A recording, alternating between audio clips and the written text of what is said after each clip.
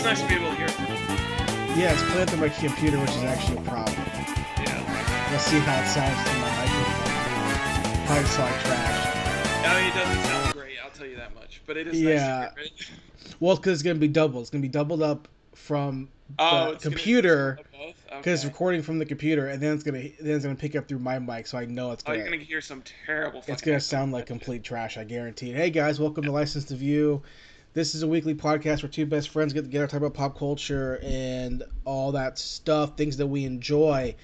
It's episode 98 of the podcast, and I'm assuming after this episode, after 100, I'm not gonna keep count anymore. I will still keep count, but I've stopped putting the episode titles, like numbers, in the episode titles on YouTube and on Spotify and stuff. Yeah. Just because I feel like it gets more views that way. Yeah. If I just put topics versus being like, hey, here's episode 300 of shit you don't care about. Like if it was like a podcast that everyone people knew. Yeah. Like Joe Rogan can put whatever he can put podcast.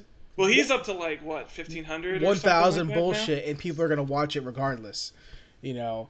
But with that being said, we're almost to 100. We got some cool plans going on for 100. Yes.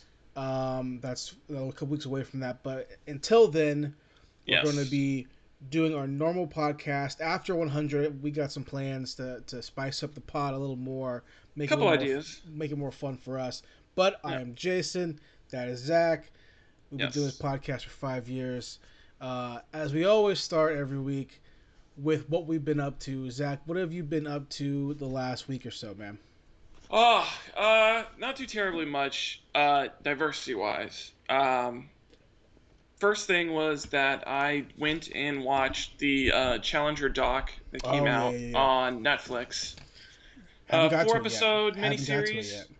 Yeah, it's pretty solid. I mean, I knew, I think everybody knows a little bit about the Challenger disaster and what happened, but I think going into it and realizing, like, first of all, just like hearing the backstories of like all the different pilots, because I think for me at least, I didn't realize like how many people were on the flight. I mean, there's like 10 people on there, I think, or maybe 9, something like that.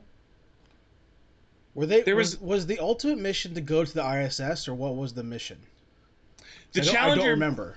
The whole point of the Challenger mission essentially was NASA was in the middle of their space shuttle program, and the whole point of the space shuttle program was eventually to be able to get to the point that commercial space flight would be possible, which is basically what SpaceX Delta and SpaceX, Boeing, Delta, and Bezos' company this week actually launched a rocket as well. What's his Blue Origin?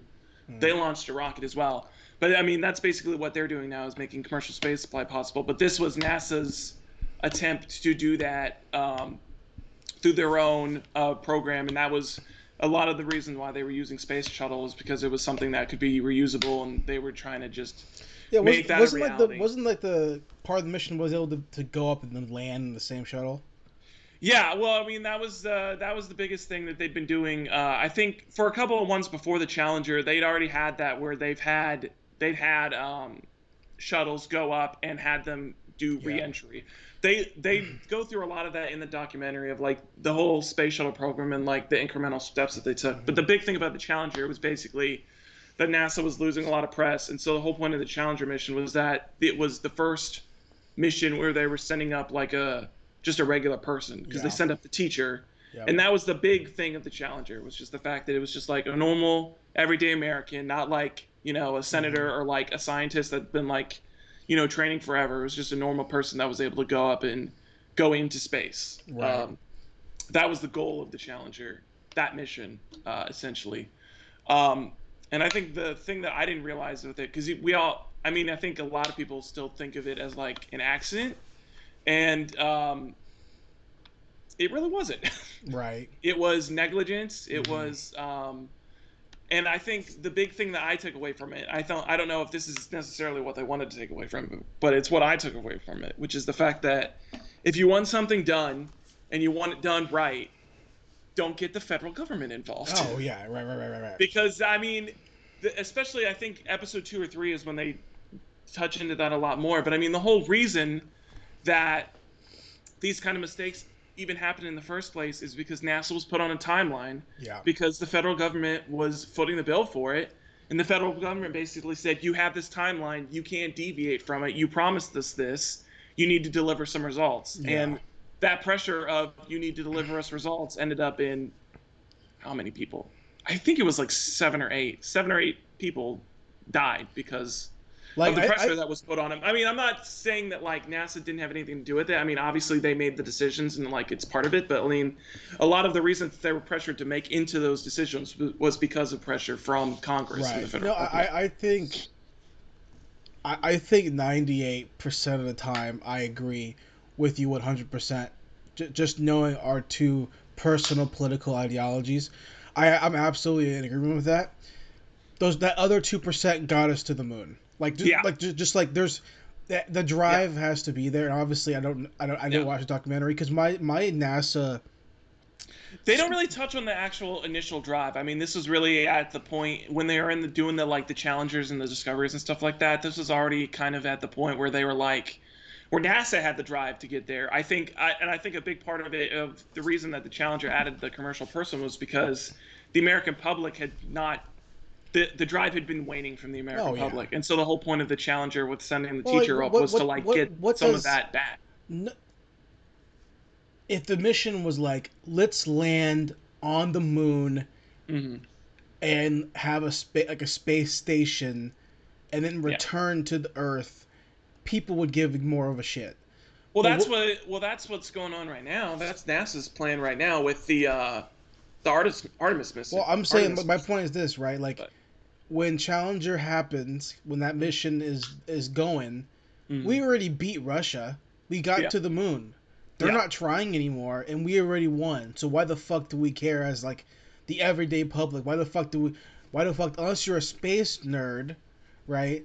But like it's an example, like my my NASA, and I'm no expert in like history yeah. of NASA. I don't pretend to be. I really enjoy NASA documentaries. Hmm. My favorite one is Discovery's Channel's From When We Left Earth. I think that's what it's called. It's like Hmm. a 8 episode docu series about Apollo and Mercury. Okay. I love those missions. HBO show. Hmm. I think that's From When We Left Earth. I can't remember what it's called. That's a great documentary like show. It's a show based on Hmm. Apollo stuff. Right. Obviously Apollo we love. I talk about it all the time. I watch it like 4 times a year. So Yeah. I really enjoy the beginnings of space travel Hmm. in this country. I don't know anything past Apollo. I don't Hmm. know shit. But a couple months ago, I got really into it again, and I Hmm. was like subscribed to all the YouTube channels. Like I Yeah. was like watching all the Goddard stuff and like all the because people don't realize NASA updates a lot of shit all the time. Well, there. Like I mean, I think that's the biggest thing that I've discovered. Because I mean, I've always liked space and I've been a big space nerd, but I think especially living, near Kennedy Space oh Center is sure. just how often, and I think, well, I mean, currently it has a lot to do with also, the influx of commercial Well, I mean, dude, rockets like as well. But I the mean, there's fact so that much stuff launching the fact that constantly. not even that, like the fact that ISS people do live stream spacewalks and Oh yeah, the views are like criminally low. Like this should be blowing your fucking mind. Like these people are yeah, in space yeah, working on the ISS and they're live. Like yeah, on YouTube. You should be fucking like holy shit, this is insane. But no, hmm, like the views are like a mid-tier YouTube channel. Like yeah, this is fucking say USA NASA. This is fucking NASA. yeah. If it was like fucking like oh gosh, what's Japan's space called? I forget what it's called. Uh, Something X, Japan can't remember X or whatever the fuck it's called. Or like something. if it was like Canada's, like the Canadian space, whatever. Yeah. Right. So I got a few months ago. And here's why I was really into it, more so than like a just casual, like. I'll be on like Goodreads or whatever, or walking through Books a Million or some Barnes Noble, and I'll see a Hmm. new space, book Hmm. like Scott Kelly who stayed a year in space, or his brother's book, or who's also an astronaut. I'll see these books or whatever, you know, and I'll be like, okay, yeah, I like that, so I'll read it, and whatever. Um, but it was the manga Space Brothers that I was telling you about Yeah. probably 6 months ago, which I think you should read, which is Hmm. like To me, it's in the future, and to me, it's the future of what space travel is going to be. Space Brothers, where they have moon bases and they have all this stuff.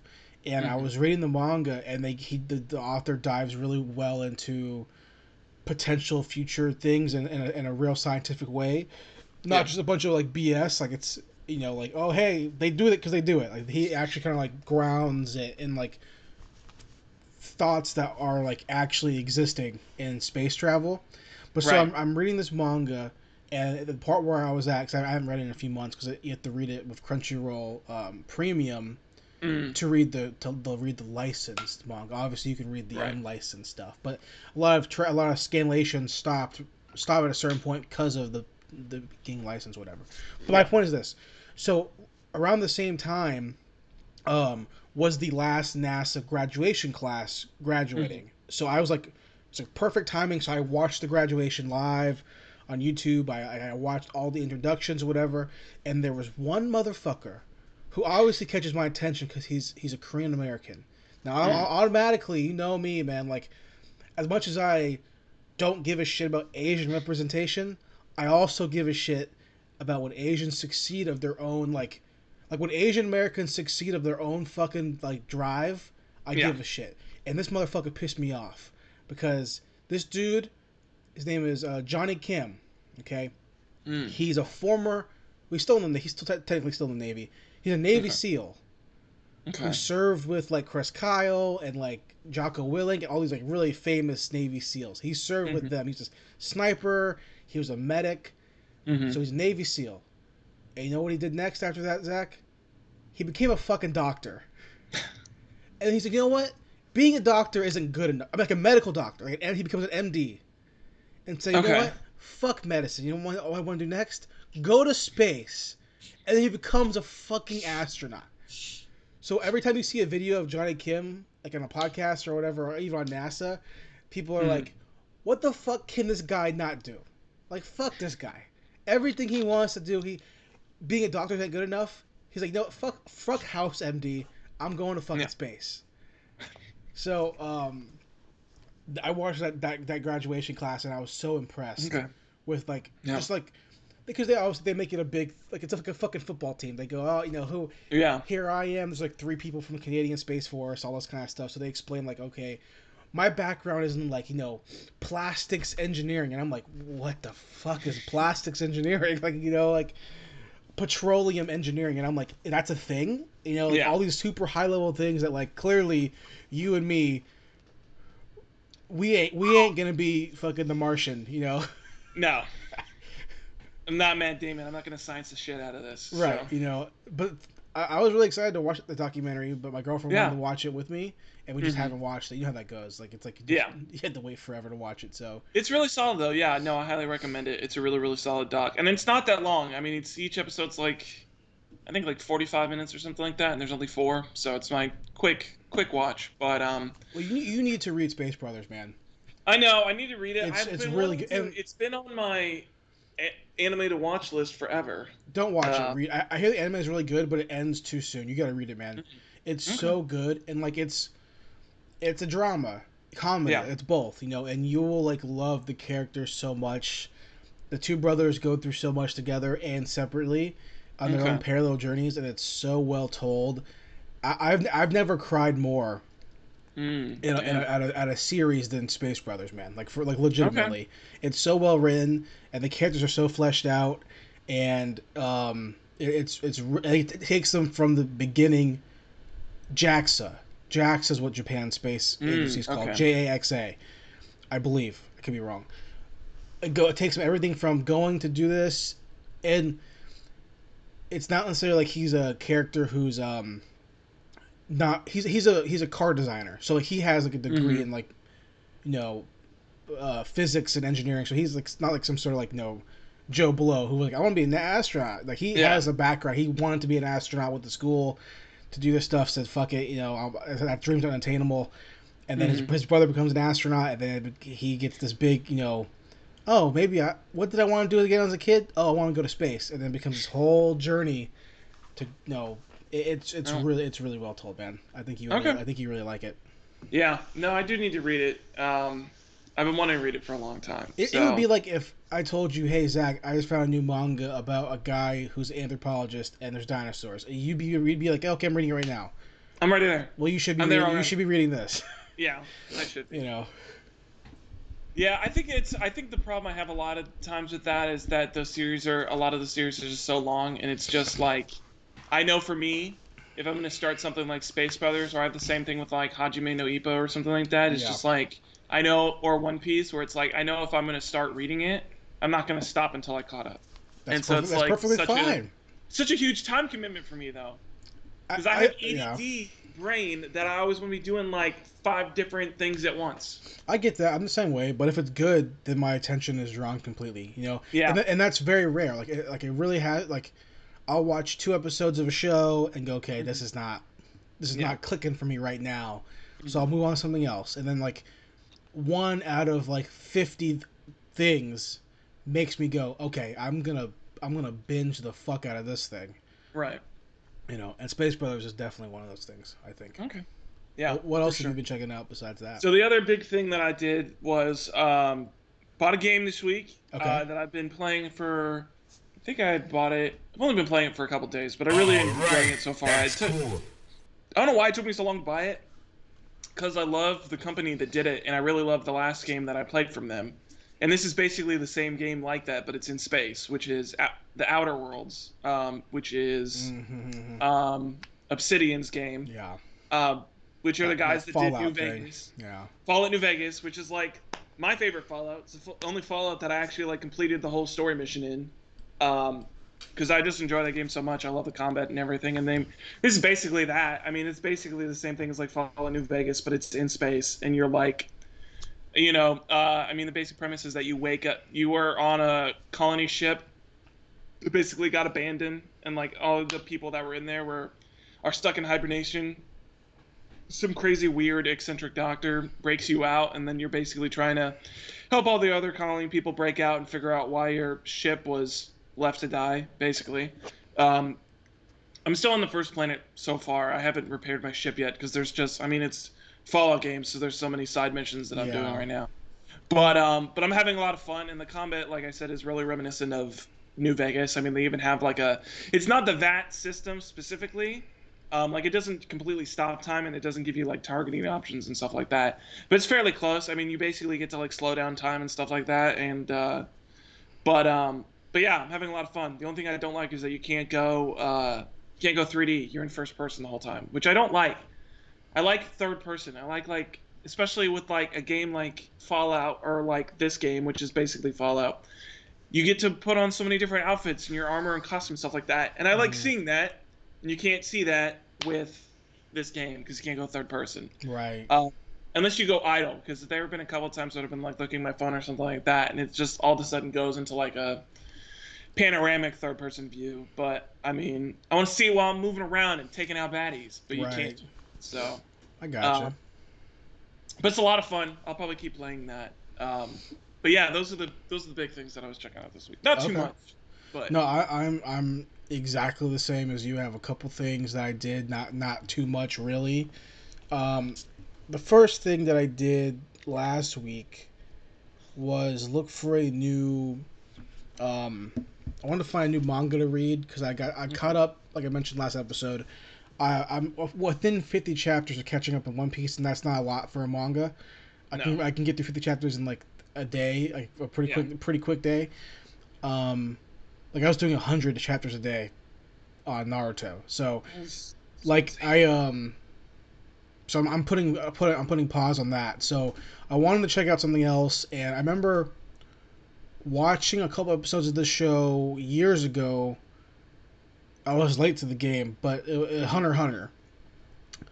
So I've never read Hunter, but I've watched the first. I think I told you. Maybe I didn't. Maybe we weren't doing the podcast at the time. But I started like I started the anime, the rebooted anime, and I got like 20 episodes in, and it was a good stopping point. And I was like, oh yeah, I like this, but I like want to watch something else, and I've like yet to go back and finish watching. Yeah, I read the first 50 or so chapters, and I remember I'm still like in like the whatever the fuck the arc is called, Hunter exam or whatever. Yeah. First 45 chapters, something like that. So very early on still, and I remember I read or watched the first arc or two, Hmm. probably like 2015. So like even then, I'm like 4 years behind when the anime was rebooted. Yeah. And I tried to like it then because Hmm. everyone really said it was so great and talked so Yeah. highly of it. And then I'm reading it now, and it's definitely not bad, but I Okay. definitely don't love it. But also, I'm very early on. But also, Okay. the idea of reading something that I know will never finish because the mangaka is consistently going on hiatus because he's like injured or something. I think it's yeah. He has like I think it's the same thing that um Berserk's writer. Well, Berserk's writer. I don't know if Berserk's writer has the same thing, but No, they Mi, both are in similar things where they Mi, take forever to release new Mira, chapters. Kenta Mira, is that his name? I can't remember. Berserk's author just fucking isn't writing, just playing games or whatever. He takes forever. Yeah. Yeah, I think the guy who makes Hunter x Hunter He has he, health problems. he Yeah. plays games, but also apparently has like a back issue, so it's hard It's for him to something like that. Yeah. sit and draw and stuff, which I get. But at the same time, there's a lot of fans who read both of those things, like who wait for those things Yeah. every year and still have like enough fandom to read them. I I don't think the have last that. time I saw it had been like a year and a half or something like that since like the last time a Hunter x Hunter chapter was released. Like it was ridiculous. There's videos on YouTube recently of like hiatus breakdowns of like how long the Hmm. hiatuses have been. I I don't have it in me to have enough respect for a creator to Hmm. deal with that.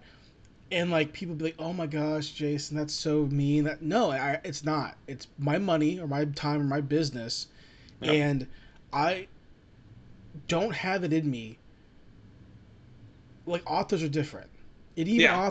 even authors push it. Like Jim Butcher took 7 years for the next Dresden book, and Hmm. that was very much like, listen, Well, Jim that was Butcher. him. He was working on a different series, right? Yeah, Which is why it took. he was putting other stuff out, you Yeah. know. So like he had like ultimately he's had three different series at one time. You know, he had the Codex Alera books, which are still on pause. He Hmm. put the first one out. He's on pause now until he wanted there's more Dresden.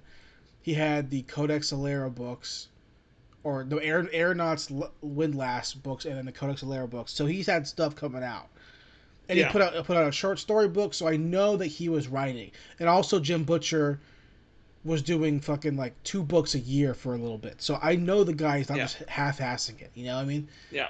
He's going to conventions. He's talking to people. He's doing shit. Yeah. Mangakas don't do that. Mangakas sit at home and they do interviews every now and then through paper, and they don't fucking show their faces or whatever. Yeah. So I personally don't have the wherewithal or like the fandom to be Mm. like, hey, I'm going to wait 4 years, 5 years to potentially never get the end of the story, or if I get the end of the story, it's going to Yeah. be not what you really intended to give me. Yeah, Um, I think that's the main problem that I have with it is that a lot of times, I mean, specifically with like Hunter x Hunter and Berserk, and that I recently just saw that the author for Tower of God also just announced that he was like going on an indefinite hiatus. oh, I'm just like, it just sucks because it's like a lot of the times it's like series like this that are like super popular and that yeah, people really really enjoy and that like they want like to know more about the story and these characters and like to get some sort of like inclusive ending, and then the authors are basically like, I mean, for Hunter x Hunter I'm a little more forgiving because it's like health problems and stuff like that, but with like Berserk and then this guy Tower God, I think he said that there was like the pressure of like the pressure of the release schedule that he was yeah, going on, which yeah. I don't know how often he was releasing chapters, but That's the he was same saying that thing that that was the like a Hunter x Hunter lot. guy says. Yeah. Was the weekly pressure, which look, I understand that, and I know a lot of fans of manga will criticize my thoughts on it, but at the same, I'm thinking through it as a fan's lens. Like Mhm. I don't care woe is me stuff because I'm supporting you, and I will not. I'm the reason you're where you're at in your life because I enjoyed your content and gave you my dollars. Um, I'll give you an American author example of this, which is Patrick Rothfuss, who's a fantasy author who wrote two books in his like trilogy series. They're like his debut book came out and he like fucking came in crashing like hot superstar. Sold 1 billion copies or whatever the fuck. So popular. Everyone says, hey, if you want to read fantasy, you have to read his books. They're so good. The way he writes, he's a fucking author, poet, all those kind of. He writes in like musically tones and like it's a great story. All this shit. Patrick Rothfuss, right? He's been on fucking Critical Role. Oh, that guy. People Yeah, fucking love him, and I know. Yeah, I know him. He's been writing this third book in this series for like 10 years. 12 years or some shit. He doesn't give anyone updates, and when people ask him about it, he gets all butthurt about it. He gets offended by it, and then half the fans go, you shouldn't care about what he's doing. It's his art he's working on." And the other half are like, "Well, First no, of all, I'm the consumer." 100% should care. Like, and he got some big ass deposit from the publishing company, which is they don't like because they're waiting to get their return on this book. Yeah. And then half the fans are like, hey, take your time, Pat. The other half are like, fucking give me the book, dude. Like, where the fuck's it at? It's 10 years, like. I think there's a point where it's like, I'm willing willing to say, take like, 10 years to write fucking Lord of the I'm willing Rings. to say, take your time, but it gets to a certain point where it's like, you're taking too much time. Right. Like I'm willing to give people, like, a couple of years or something like that to, like, make sure that's, like, fleshed out and crafted. But when it's been, like, you've had over a decade to do something, that's a little too much time. If you don't give, and he doesn't give updates. Like, he's not giving I chapters or anything like really that. I think that's the biggest thing, because speaking of which, you told me to watch Button Check, and I did. And that is a similar thing that I'm seeing in the FGC right now, which is, it's a lot of fandoms, which is transparency, which is like, if you're going to take time, and you're going to, I'm all for taking time and stuff like that, but I think the biggest thing is, I think authors or creators or whoever needs to be transparent with their fans and be like, hey, this is what I'm doing, this is why it's taking so long. And when you have an author like that, where it's like people are asking him legitimate questions of like, hey, I want to know, I'm really anticipating like reading your next work or watching it or whatever, like, where are you at in it? And he's gonna get butthurt and be like, don't question me. Like, no, dude, that's not how this works. And look, man, as a dreamer author, as a guy who wants to do that for a living, I think any of us can understand and sympathize with the idea of not being happy with what you're creating and wanting it to be right because of expectation. I think we can all understand that to some degree. But at the same time, writing books, making manga, making comic books is a business. Just straight up, like, no matter what the art form, whatever the artistry is, you are now a business person.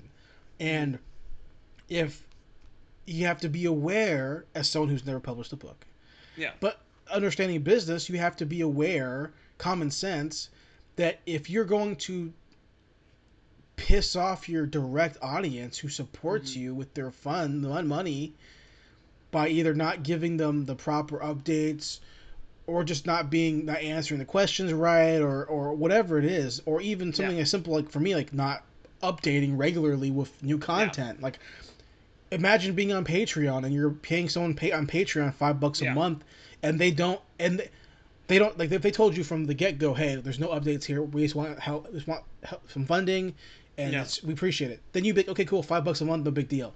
But if they gave you like, hey, here's monthly rewards that we're going to give you, and they don't give those to you, you're going to be like, fuck you, I'm taking back my $5 a month, because you had expectations.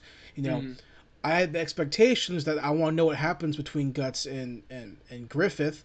And listen, there are certain series that whenever it's said and done, I will read regardless. Right? Hunter is not one of those, but Berserk is. Like, I will whenever Berserk is over,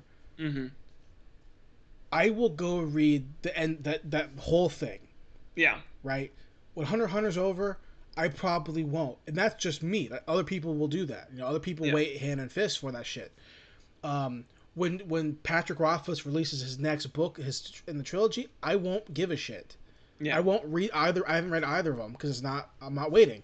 Game of Thrones Right. is another perfect example. That was what I was going to bring up too. Is that yeah? Because I think what is it? I can't remember how long. I feel like it's been like 4 or 5 years since he like first announced that he was He's doing it, and he's whatever. been like, Yeah, or it's probably been longer than that. But it's also the same thing where he's like also not giving updates, yeah. and he's just like not talking to anybody, and yet he's gonna go freaking work on like Elden Rings or some dog Right. shit. I don't know. And I mean, I with don't care about Game of Thrones honestly, but yeah. I mean, it goes to the same thing where it's just like I don't know. Well, it would be Just a how I weird feel mindset. if like if hey, we're gonna get a new Star Wars trilogy. We're gonna release Star Wars 1, 2, and 3 is gonna just we'll wait till 3 comes out for 4, 5, 6. What the fuck are we doing? What are we doing then? They should have waited with episode 9. Should have Like pushed that shit back a little bit. yes. There's always the debate of like who owns it, or like the IP, the property, like the thing, the Right. mythos. But Hmm. once you release it out and the fans get it, you lose 100% of that. Now it's a mutually shared thing. Not that the fans should dictate what you decide. You're the creator. Do what you want to do and tell the story you want to create. But understand that you have You still have an expectations now. obligation. You have an obligation to the fans Like, to yeah, consume and enjoy your work. Yeah. you have expectations. I'll give you another example in the author world. Michael J. Sullivan's a really great fantasy author Hmm. who started out self-published, made a ton of money. It was like Hmm. one of the prime examples of self-publishing that could like go well for you. And then he made another series in that same world of his first books, published on a major publisher. Like 3 books into like the 7 book series or something like that, or 4 books, he got dropped for some reason. I can't remember why he got dropped from the publisher. Hmm. He goes, "Fuck it, dude. I'm gonna self publish the rest of these," and it got funded. Yeah. And he's like, "Listen, I have an audience. I'm obligated to." And the guy who makes Hunter x Hunter, apparently he's been asked like, "Hey, you are hurt. You're injured, which is why Yeah. you're not going to continue. Would you let somebody else draw it if you just write it?" And he's like, "No. Yeah. I will die right like finishing before I die. I'll finish this manga or whatever." Yeah. Like, listen, I respect that dude, but if you go back and look on like YouTube or Google, like when he had like injuries, he was like trying to draw shit and they released it and it was like trash art, Yeah. like scratch, like chicken scratch art. And he went Hmm. back and he fixed them up from what I understand, which is cool. But like, there's a point when like you have to give up a little bit of your vision to see the vision completed. Yeah. Like Well, I think that's especially with yeah his situation. I mean, I get where he's coming from because I mean, you want to have pride with your work, and it's his vision, and it's something that like like he's bro, been doing for like the longest time. But like, if you're not physically able to do it, I almost give Kenta Miura, that's his name. I could be completely wrong. mm, I give him not so much of a pass because for the delays, but I give him a bigger like okay, I get it because of how much he fucking draws. he draws a Like lot. Well, I mean, his yeah, panels are you look at a so Berserk panel, and it's just like like his panels, insane. not just like the fucking trees are Yeah. so detailed. His trees are like literally all of a One Oh, you Piece know what? chapter. I forgot about that because I don't know if you heard about this, but he's actually is working on another series too, Oh my besides Berserk. gosh. And that was the thing that made everybody mad. They're like, "You still haven't finished Berserk. Why Yeah. are you working on another series?" And maybe it's maybe all these guys because it's literally all the people are in the same predicament where like Game of Thrones was popular amongst fantasy readers and then it becomes a TV show and then becomes this fucking Global epidemic. phenomenon. You Yeah. know, Pat Rothfuss's books were like smash hits out the gate, so there's huge expectations. Hunter x Hmm. Hunter was really big, and then the anime comes out, it gets even bigger. Yeah. Berserk has always been underground and then becomes mainstream popularity. So all these authors in 2 different mediums have like these massive expectations, and maybe they just can't shoulder them. Maybe they just don't know how to deal with it, which I don't know. I don't know that Part of it. feeling. Maybe if they're just like holy shit. I mean, I think it comes down to. I mean, that definitely might be part of it, especially when you get to like Hunter x Hunter or Berserk, where it's just like, I don't know. These are like super popular series that have both been going on for a long time, and yeah, maybe that's probably the pressure of like, I don't know. I assume they have some sort of roadmap, but it's just like, I don't know, will my ending be good enough? Will Yeah. it be something that will satisfy my I fans? mean, I I don't think know. for Game of Thrones, That's a lot of I pressure. think no matter what you do for Game of Thrones, people are gonna be happy.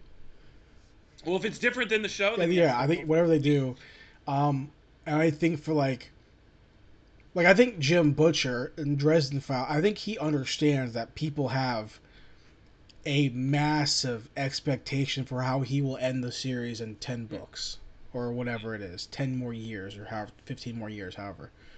I think he has an understanding that people are like, "Hey, we're with you, Jim," but at the same time, like, if there's not a proper ending to this, I think people will get. Obviously, people aren't gonna like burn the books like Harry Potter, but Yeah, like people are gonna. You have they're gonna expectations, and voice their dis right, their uh, discomfort, disgust, discomfort, discomfort, this discern, um, whatever. disappointment. That's Yeah, what I'm trying to there'll say. be Reddit forums being like, "I can't believe that Dresden did this or did that." Like literally, the next Dresden book comes out on Tuesday. Hmm. So like I'm ready. I'm ready, dude. I'm Yeah, waiting. Like I. It's been a while. I need to it's been a jump back into it while. again. It's been a I'm couple weeks since I've read it, but I'm excited, man. I'm really excited to get and like I know having a seven. I need to get it. I need to jump back into it. I need to catch up. Well, I mean, having a 7 year delay and then getting two books within like four or 3 months is great. It's a really Yeah. great. Um, uh, I won't deal with that with many authors. I have to really like love the property to Yeah. be like, yeah, I'll wait that long. That's fair. Yeah, I'll go I from don't know. being a child to a man before I get the next Ah, volume. yeah, I don't know. I think that's part of it. I don't know. I think it's all for me. I don't know. As long as it's something that I'm hearing good things about, and it's a property that I care about. I don't know. I think I'm willing to put in the time and wait um, for a lot of stuff. I mean, especially being in the anime, a lot of like season twos take a long time. Not recently, but a lot of older shows, second seasons or continuations or anything like that would usually take a while. So I don't know. I'm used Not to if they're having to fucking wait. great. Eh, yeah, but there's also stuff that's like not great, but it's good. But it takes a while to get that But it's second about like taste. the very few hot fire supernova anime Mm. delay. Like Attack on Titan took a while, Attack on Titan took a long time. but I think that's other probably the than that, longest wait I ever like had. I feel like the majority of like the super hot fire like show Uh, anime get the second seasons pretty quickly. Not really. I mean, ReZero. I think ReZero Is because that I'm super watching hot this. fire though? That was super hot fire when it came out. I mean, like fucking That like was like Attack on. I mean, Demon Slayer, like all that kind of shit got Fire Demon Force Slayer like still right hasn't. away. Well, Demon Slayer still hasn't got a second two technically. It's getting the movie, which is I guess technically And the Demon second Slayer two. is over It's now, like so the second arc. they can complete that shit. They can Yeah, complete that they can shit do that shit easy. whenever they want to. You know, But but I mean ReZero. I mean, I think because I think ReZero came out in like 2014, 2015, and I mean the second season is just coming out like this year. So uh, is that a light novel series? it was a light novel series. Yeah, Well, there it's you still go. going on. To Um, me that explains the difference. Like, yeah, you know, you have to wait for books I think a couple of books were already out at that because like point. if you have like a manga, you're basing it off manga, like you can just keep pulling. Yeah, And you see that all the time. You see them do that, and you see them go from like okay, like One Piece just never stops. yeah. You just keep Naruto just never stops. It Well, just keeps I mean, going. well, that gets to the point where it's like, then you have filler arcs that don't mean anything Oh while yeah. they're waiting for the manga to catch up, Well, which are, no one likes the One Piece anime, but my point is like I yeah. feel like in my old anime watching, because I don't watch anything that's like not you know shonen-y or like super Mhm. hot fire. Like I don't really watch the mid tier whatever. I just don't normally unless it catches my attention like unless it's super rad or like Yeah. you or someone recommends it. Like Mhm. I feel like the groundbreaking shit Mhm.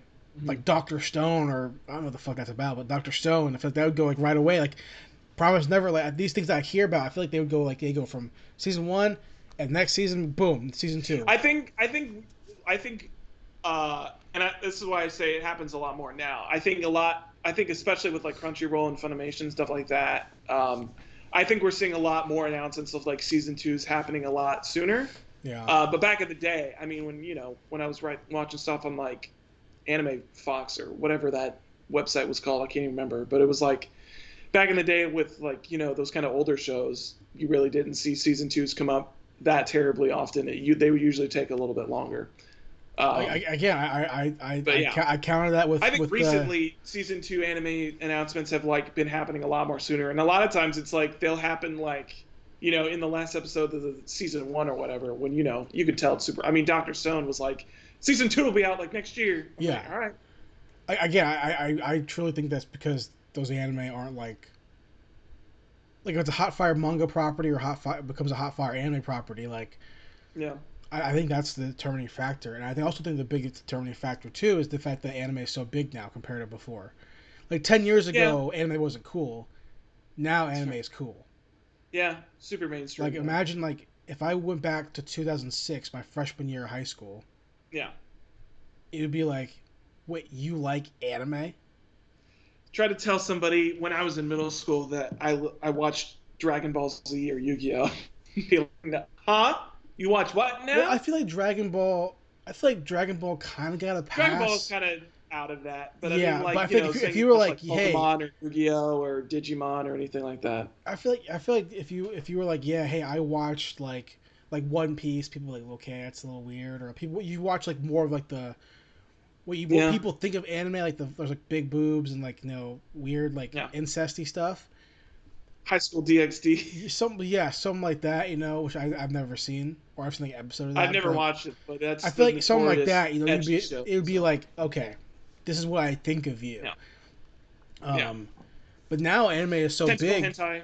Yeah, anime is so big now, so maybe these studios are able to pump out shit more like quickly because they have more teams or they have more animation teams. Yeah, well, I think that's definitely a part of it, and then that's something you're able to see when you have like studios like Mappa that are churning out like sometimes like 2 shows in a season. So yeah. Well, sure. Hunter, it's I don't know if I will continue it. I hear it gets really good. Yeah, people say it's really good.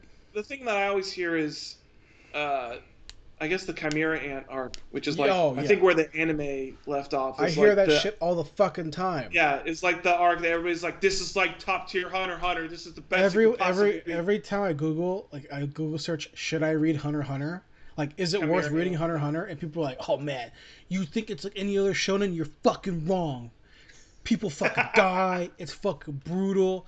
And I'm like, yeah, these are fucking children. Yeah. Also, I watched Attack on Titan, so like everybody's dead. So well, they're like, Attack on Titan's a seinen, not a shonen. This is a fucking shonen. You think One Piece is brutal? Nah, fuck you. Read Hunter.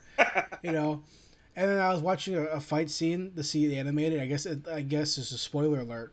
Mm-hmm. Where like the Gon, like he like becomes like an adult for a fight or something. He has some weird like Super Saiyan transformation where he has like he like sacrificed building tall hair and like I had to watch the explanation because I know he plays like rock paper scissors, which I don't understand. Well, I haven't got to the point where I understand how the magic system works yet. So I don't understand it. The Nen system is very confusing to me. The thing I saw was like, okay, well, he sacrifices his potential in the future to have it all right now, which is why he gets taller and older and he enhances his body or so. I don't know what the fuck that means, but people do. So like, it's not really a transformation because it's not a new form. It's like they're saying how dark it is, how deep it is. He's like time skipping basically. He's like taking his potential and instead of having it in the future, he's having it at that moment in that fight, and he'll never have it again. Like he's sacrificing all that so he can win this one fight, and when I was reading it, I could be getting parts of that wrong. That sounds dumb. It definitely adds layers to a quote unquote power up. Yeah. Like imagine if Goku was like, "Hey, I can go Super Saiyan. I can never go Super Saiyan 3 again. I can go Super Saiyan 1,000 times." It'd be like, "Okay, you're done. You're done. You already hit it." Or if like Naruto's like, "Hey, I can go Sage mode 10 times in my life." You'd be like, "Oh my god." It was the same thing with like what was it? like a Kamen Rider Blade. They're like, you died every time you henshined. Like you died slowly, or it was like part of the bits at the beginning. They quickly got rid of that, but like Like uses your life force basically or some something shit like like that. that. You know what I Yeah, mean? Um, but I like got you. that's why I understood, and the fight scene was cool, I guess. But Yeah. I I mean, it looks dope. He's got like the tall hair, and he does like the John Ken Poe or whatever, John Ken Duncan Point, Point, something like that. rock They play paper rock paper scissors. scissors, and Yeah. then he just like punches some dude with like a giant uppercut or Well, it was a some cat nonsense. lady, and the cat Yeah, lady I saw killed his that. friend. But also like, Well, I saw the cat lady, and then I saw that there's like a character that like is basically just Cell, yeah. which I mean, his design looks cool, but that's because Cell has a cool design. But you know, So also it's like one of those examples of a Japanese proper thing, where like all the strong people are like very like frail looking, and yeah, the main characters are so powerful, but they're like like little children-y. yeah.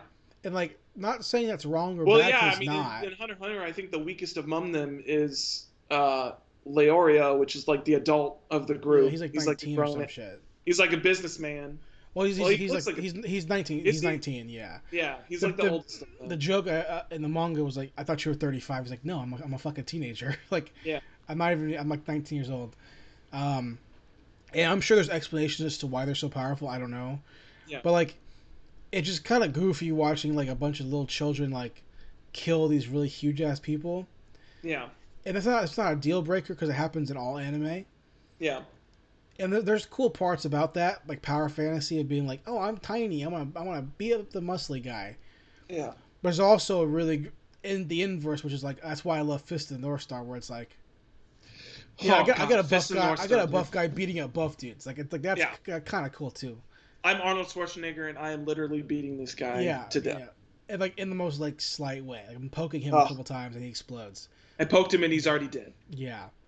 So Hunter x Hunter, I probably won't continue, but we'll see what happens. Hmm. And then I was watching some more $6 Million Man Okay. classic TV show. I mentioned I was watching that a couple months ago. I paused. Yeah. I'm rewatching some more of it, or I'm watching more of it. Okay. Lastly, I watched Ultraman, Oh, nice. Neo Ultraman Q, which is a sequel series kind of to the original Ultraman show, which was not really Ultraman at all. More of a Okay. tokusatsu horror show. Did you Um, ever watch the anime Ultraman that Netflix did? I watched the first episode that I mentioned a couple weeks Okay. ago, but that's really it. I Yeah. never finished it. I couldn't remember Um, if you'd said you'd watched it or not. no, I watched the first episode or two. I mentioned that on the podcast, but I just Yeah. don't. I don't necessarily care for. I didn't care for the idea that it was an armor, um, Eh. and they weren't big. No, yeah, it was basically like Power Rangers at that or Yeah. Kamen Rider at At that that point. point, I kind of just would rather watch a Gridman. Mm. You know, I've never seen the cartoon, so I don't know what. I've only watched the live action show. Yeah. Um, but I think the appeal of Ultraman to me is that they're big fighting kaiju. Yeah, that was basically the Gridman show Right, it's like you're a that big triggered guy. it, which is Yeah. fantastic. Which is yeah, just Ultraman fighting big giant kaiju. Right, there's that manga on in the Shonen Jump app called Kaiju Number 8, which is really good. I need to start reading It's really that. I good. want to, yeah. It's really good. I'm really enjoying it. It's still really early on. Yeah. But so I watched a couple episodes of Ultraman, Neo Ultra Q. Mhm. Not too far. I'm only like episode 3. I'll talk more about it when I finish. It's only 12 episodes, so when Okay. I finish it, I'll talk about it. But the last thing I wanted to mention is that yesterday and today, Hasbro Toy Company has been doing their convention, quote unquote, like convention slash like I presentation. heard about this a little bit because I watched. Yeah. I didn't listen to the whole thing, but I listened to a little bit of Toy Anxiety from Yes Have Some, and I heard them talking about it. It's called Sounded interesting. Hasbro Pulse Con, where they're doing a bunch of announcements for the upcoming year and pre-orders and all that kind of stuff. Yesterday was Star Wars, I believe, and they did a D&D thing, and they released some D&D figures, Magic the Gathering stuff, and then today is the big one. Today at 1:30 is Ghostbusters, and they're having a panel of Jason Reitman, and I think Ernie Hudson's going to be there, and So is it Afterlife stuff? yeah, I'm Ooh. people aren't sure what it's going to be, but people are really hoping that they're going to show Afterlife figures, some Yeah. more Plasma series Ghostbuster figures. New Um, Ecto One with the I gunner seat. would love. If you guys can't see it, but right here is my Ghostbusters shelf right here. Hmm.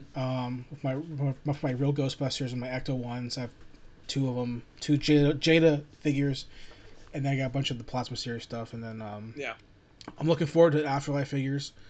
They announced a new pre-order for the Demon Dog and Oh, okay. Rick Moranis' character Oh, um, nice. being chased by it. What's his name? I always forget his name. It's Uh, not Martin. It's like no, it's it's with I the want to say S, like right? Lewis or something like Oh, that. it's Lewis Scully. Scully. What's his last name? I Lewis. always forget his last name. Can't remember. Lewis. Oh shit. God damn it. What is his name? Tully. That's what it was. Lewis Tully. I Tully. was Okay. close. Scully. Tully. Lewis Tully. Yeah.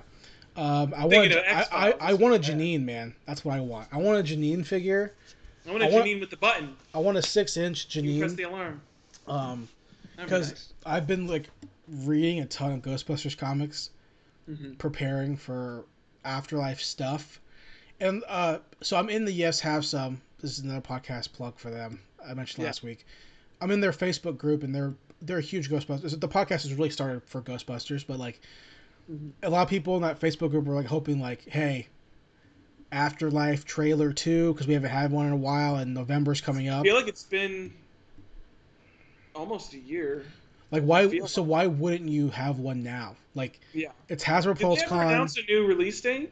Is it November? Is it?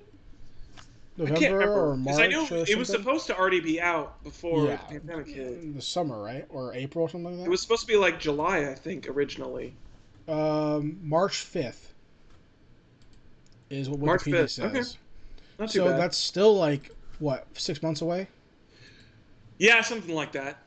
Let's Six do some months or quick math. something. So we're at October now. We'll say October, Yeah. November, December, January, February. So 6 months. Okay.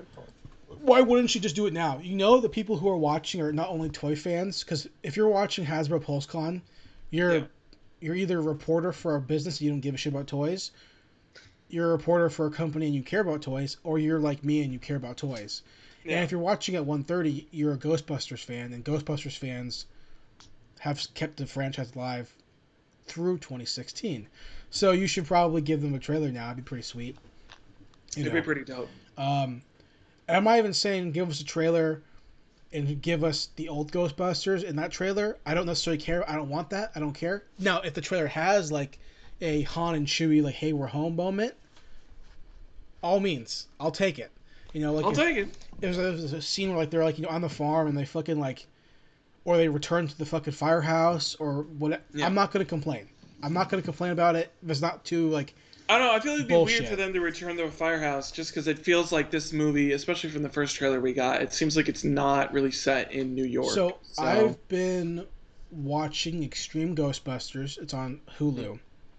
I've been reading Real Ghostbusters, the comic books that I have. mhm. I've been waiting to buy the series on Blu-ray. Get this shit right. They've they've only released the Real Ghostbusters cartoon one time complete, and it's a That's very it? overpriced, really expensive collector's piece. Now it comes in a big box set of the Firehouse. They've Interesting. released 10 DVD sets of some of the episodes more recently. So Okay. the only other option besides paying an insane amount of money for that Ghostbusters DVD Firehouse set is Mhm. buying or no downloading them, which I have done. Sorry, Mhm. I have the whole series on my computer. Oops. Um, Whoops. Also, is to go on Amazon or eBay and buy the Blu-ray box set of the whole show, the entire show, from Germany. It's a German set, so say Why is it in Ghostbusters. Germany? It'll be a Ghostbusters, say Ghostbusters, with the back of the packaging and all the stuff will be in German, in Deutsch. But every episode is also, dual lingo, so you can play it It's Okay. all English with Dutch, German subtitles or whatever audio, different audio, so you can play them all in English. So a lot of collectors on YouTube are like, "Hey, buy this set. It says it's region B locked, but it plays on my PS4. So buy it." And it's like $50. Okay. So for $50, you get 100 and something episodes. That's not too So bad. I'm like, yeah, I'll buy that. So I'm gonna buy that Yeah. soon instead of watching on my Yeah. computer. I'm probably gonna rewatch it because PlayStation had their big in Japan sale, and I saw that they had Cowboy Bebop on sale for like $7. So I bought the Oh whole yeah. series. Oh yeah. So I'll probably start rewatching Cowboy Bebop this week because I Okay. bought it for $7 on Hey, my PlayStation. not bad. So But no, I'm watching Extreme Ghostbusters, and in the first episode, Egon is teaching a class at a university hmm about ghosts and spectrals and stuff. yeah, And he takes the class back to the firehouse, and it's all they've been out of business for a while. That's why he's teaching yeah, classes. So I could see like interesting. the three remaining Ghostbusters going to the firehouse to get equipment or hmm something, or not even with the kids, but like a separate scene going to pick up something and then going to the farmhouse. Because I can't imagine why the farmhouse would have all four backpacks.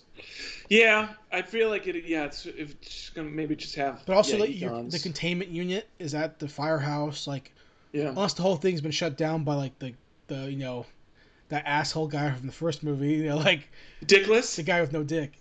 Um, so I can see them doing that Star Wars moment of like, hey Chewie, we're Yeah. home. Hey, and I really hope that they give Ernie Hudson more Yeah, I would stuff like for him to have more too. I think he's the one that gets forgotten about because the most, which is sad. well, fans don't forget him because fans But yeah, he loves the fans, which is well, great. he's the most vocal of all of Yeah, them. Yeah. but the fact that like in the first movie he had a bigger role, they downplayed it. In the second movie, they definitely gave him more stuff. hmm But I would love for him to have. Obviously, he can't be a main character because it's about the kids, Yeah. but to have more of a pivotal role in a sense Yeah. of, and even in the guest sense. hmm Because honestly, he looks the least rough, Black don't crack, man. and he's still acting. He's on a TV show, whatever. Apparently, Yeah, I saw that. Yeah, I heard a little bit of his interview. Yeah, he's out in California doing something. but what would happen in this movie to make you not be happy? They mentioned 2016 Ghostbusters. They're not going to, I for know, sure. so I'm pretty much gonna be happy with So it. But anything they do with Finn Wolfhard and the other girl, you'll be okay I with. Paul mean, Rudd. I don't think. I mean, as long as for me with these movies, I think the biggest thing, as long as you don't disrespect the legacy of whatever you're trying to do, I'm pretty happy with whatever you're trying to do. Because I mean, I think for me, I'm a big proponent of experimenting and trying different things and trying new ideas. So as long as they're, I mean, I might be like, that idea didn't work out, but I won't be like unhappy. I'll be like, that was bad, but I won't be like unhappy with it. But as long as they're not disrespecting the legacy and the rules that this world has set up in Yeah. Ghostbusters 1 and 2, I don't think I'll necessarily be unhappy with anything Yeah, that they I do. think it definitely helps when the director can't piss on his own dad's legacy. Like, Yeah, I think it helps when your you can't dad, like give your dad the middle finger yeah, with your when movies. you're like, if you So make a movie, your dad can be like, hey, don't fuck this. yeah. Like, don't fuck Well, his this up. dad's also helping him produce, Yeah, right? don't Yeah. fuck this up. I'm get like So I mean, this is shit. I'm sure he's working with his dad really closely. So I think. Let me ask you this about Afterlife, because this is kind of where I'm at with it. okay. Obviously, I'm excited to watch it. I would be upset if they did Gozer again because that's lazy, Oh yeah, and I really don't that want would to see Gozer. suck. That would I don't suck. want to see, but I mean, I think they saw because in the first trailer you see like a demon dog Yeah, foot fall, and I was like, demon dogs again, because yeah. that goes to the whole thing where it's like I want to see something different. Plus with like the map of like the company that owns the Yeah. building and stuff. So like they could be tying it Yeah, it was in. like that same guy did like Yeah, I guess is the owner of the mine that they show in the right. Afterlife trailer, and I'm just like, come on, man, Own the building in the you can city. do So different stuff. It's all just ghosts. You can do new ghosts. do you want? This is where I'm at with it with Afterlife, and I've as someone who for has always been a above average fan, but never a diehard Ghostbusters fan. Like I've always liked the movies, especially this. I know it's like sacrilegious, but I love the second one more than the first one. I love the second one because I just watched it more as a kid. Same way with TMNT. I think that was the opposite for me. Is yeah, I like the first one more than the second one because I think that was just the one that I watched more as a kid. So And same way with TMNT, man. I love Secret of the Ooze oh my so god, I much more love the than the first TMNT movie. movies so much. God, And it's not because the first those one's movies are bad. so. I just watched the second one a ton on UPN. Like when I was a kid, UPN, Yeah, the I think that channel, was the. reran it so much.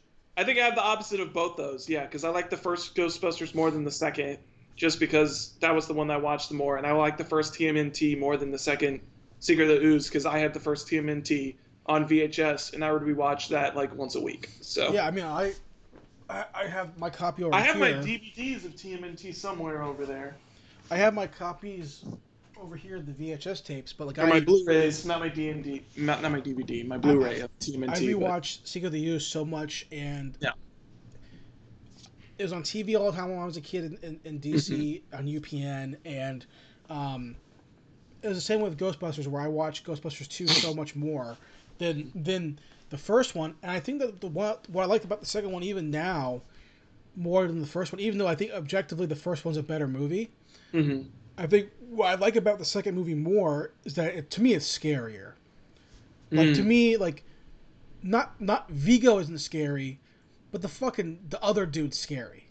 mm Like when he steals the baby, that shit yeah, still scares me as a kid. Like now, that shit's hmm still creepy to me. The way they film that scene is creepy. Like hmm him like riding the bike or whatever, like in the sky, like it's yeah. creepy. Like nothing in the first movie is creepy. No, not really. So It really was more about like the comedy aspect than so the my horror question is aspect. like I want them, and it seems like they're going to in this movie. I want them to lean into the supernatural stuff a little more, Yeah.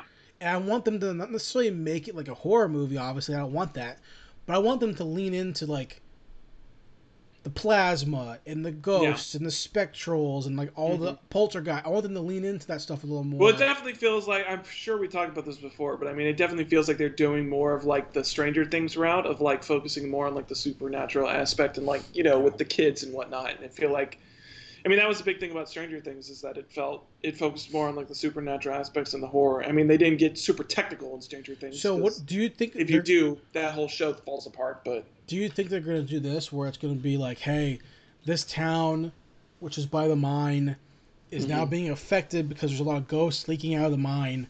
So now the kids have to start ghost busting the town. Like, how? What's the probability of that being the thing? I think it's gonna be something where uh, the mine is like a portal to hell or something like that, and that's why all the ghosties are popping out, and so that's why they're having the ghost bust in the town. Because I mean, they clearly have the ghost bust in the town Oh because they yeah, have the shot of the them Ecto running one. around Yeah. in the Ecto One.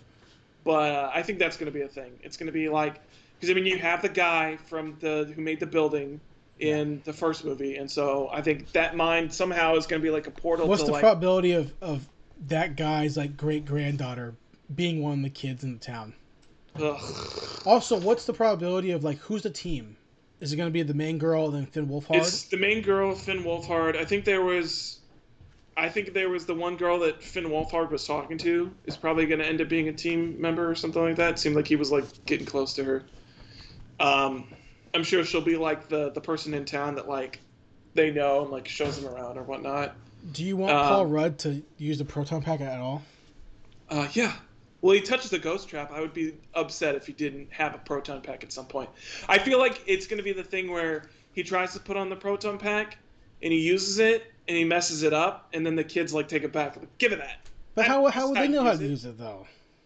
because they're they're the grandchildren of Egon Also, Spengler, how so the it's like in fuck their blood or some they dog need to shit. explain how they need to explain at the hmm very beginning of this movie how first off they don't know. Okay, this goes back to the Jedi problem of last week. Oh, how they don't know that How their that we don't know grandpa was a ghosts are a Ghostbuster? thing because Yeah, they literally fought a giant marshmallow, yeah. and the whole Well, it's city was like like the whole everybody city was knows there. because Paul Rudd talks about the Yeah, yeah, fact yeah. that.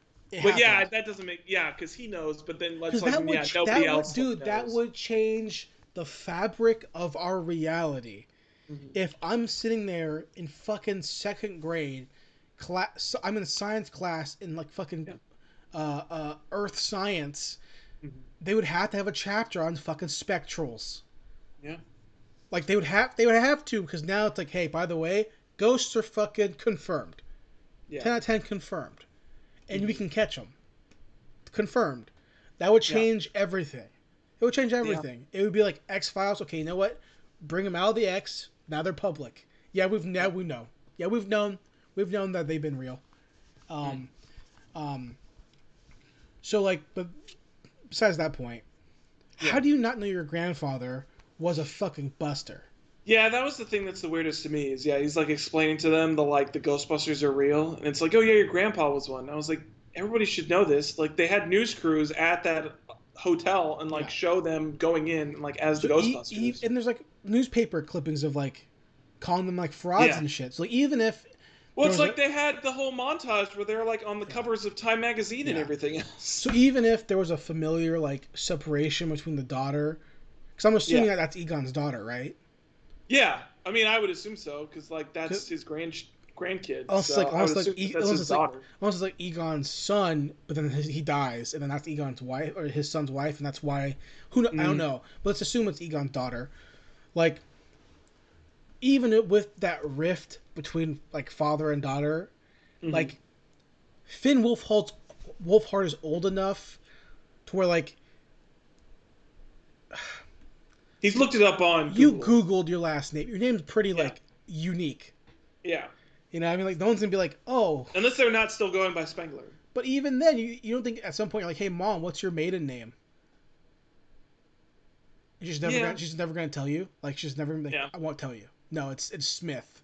I feel It's like it would have come off even if you it's didn't always ask. I feel Smith. like it'll show up at some point. So Yeah, right, exactly. My yeah, point that's exactly. fair. So there's definitely some loopholes that are things they have to figure out, some like blind spots that they have to answer pretty quickly, and not Yeah. that it would like ruin the movie if they give me some bullshit on it, but it definitely would be a thing that I would come back and be like, here's my problem with it, because Right. that's what I do is like I focus on those things that don't really matter to the story, but they matter to continuity, and to me when continuity is messed up, I care a Yeah. ton. I care a ton when continuity is messed up, Yeah. especially when you're telling me Okay. it's a direct sequel to number two. And also, I don't think they're going to play the theme song. That would be a travesty. I don't think they're going to play On Our Own from Bobby Brown from Ghostbusters 2. Hmm. But I bet there'll be like a fucking, they'll watch like a commercial, a commercial on TV, like That would be dumb. an old commercial of their grandpa, and then you'll hear the theme song. I assume that you won't. I assume that they won't play the actual song that was made for the original, but I assume you'll hear the melody. You do think that maybe like they'll be like at a party and like there'll be some guy on a guitar like in the corner Just plucking it bumping it on the down, guitar. bum, bum, bum, bum, and then people will be like, oh, Oh, yeah. that's a sick riff. What? Oh, Where'd you man. come up with that? Oh, my Heard grandpa it on a commercial. A my long time grandpa ago. showed it to me. Who's your grandpa? Bill Murray. What? Bill Murray. We all live in the Not same Bankman. Bill Murray. we is all my live in the grandpa. same town. Oh my gosh, I can't believe it. And then Ernie Hudson's like fucking Winston's there. We all moved to the same town because Egon knew. Egon knew that this town was going to be a problem. Who's your dad? Dan Aykroyd. Dan Aykroyd. He So gave me some Crystal Head vodka, and all of a sudden my world was entirely changed. yeah. So I'm hoping there's a trailer today at 1:30. That would be nice. There probably won't be, but I would be really excited for one if there is one. I would be excited to see one, especially because yeah, it's just been so long since we've seen it. Yeah, it's been so long, and honestly, the Ghostbusters Plasma Series figures, Zach, if you want to buy them from Target or Walmart, the 6-inch Ghostbusters figures, they look pretty good.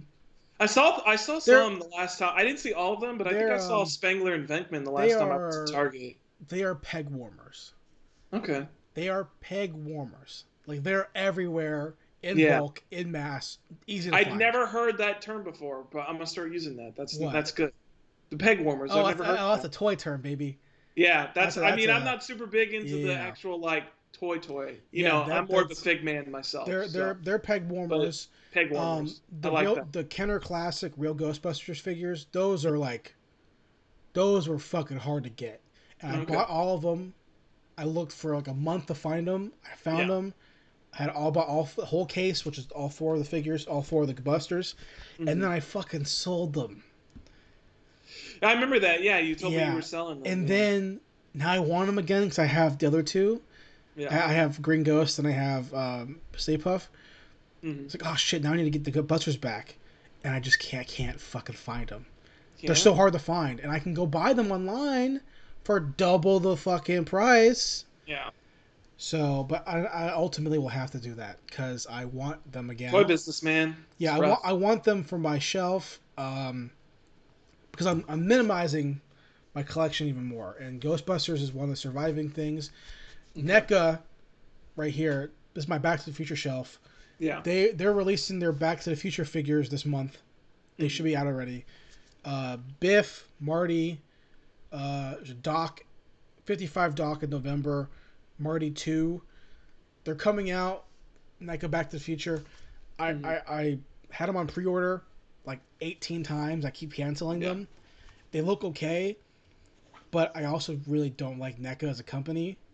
So I'm trying Mm. not to give them money, but they look so good that I might have to buy them at some point. Obviously, I'm a huge Back to the Future is my favorite thing of all time.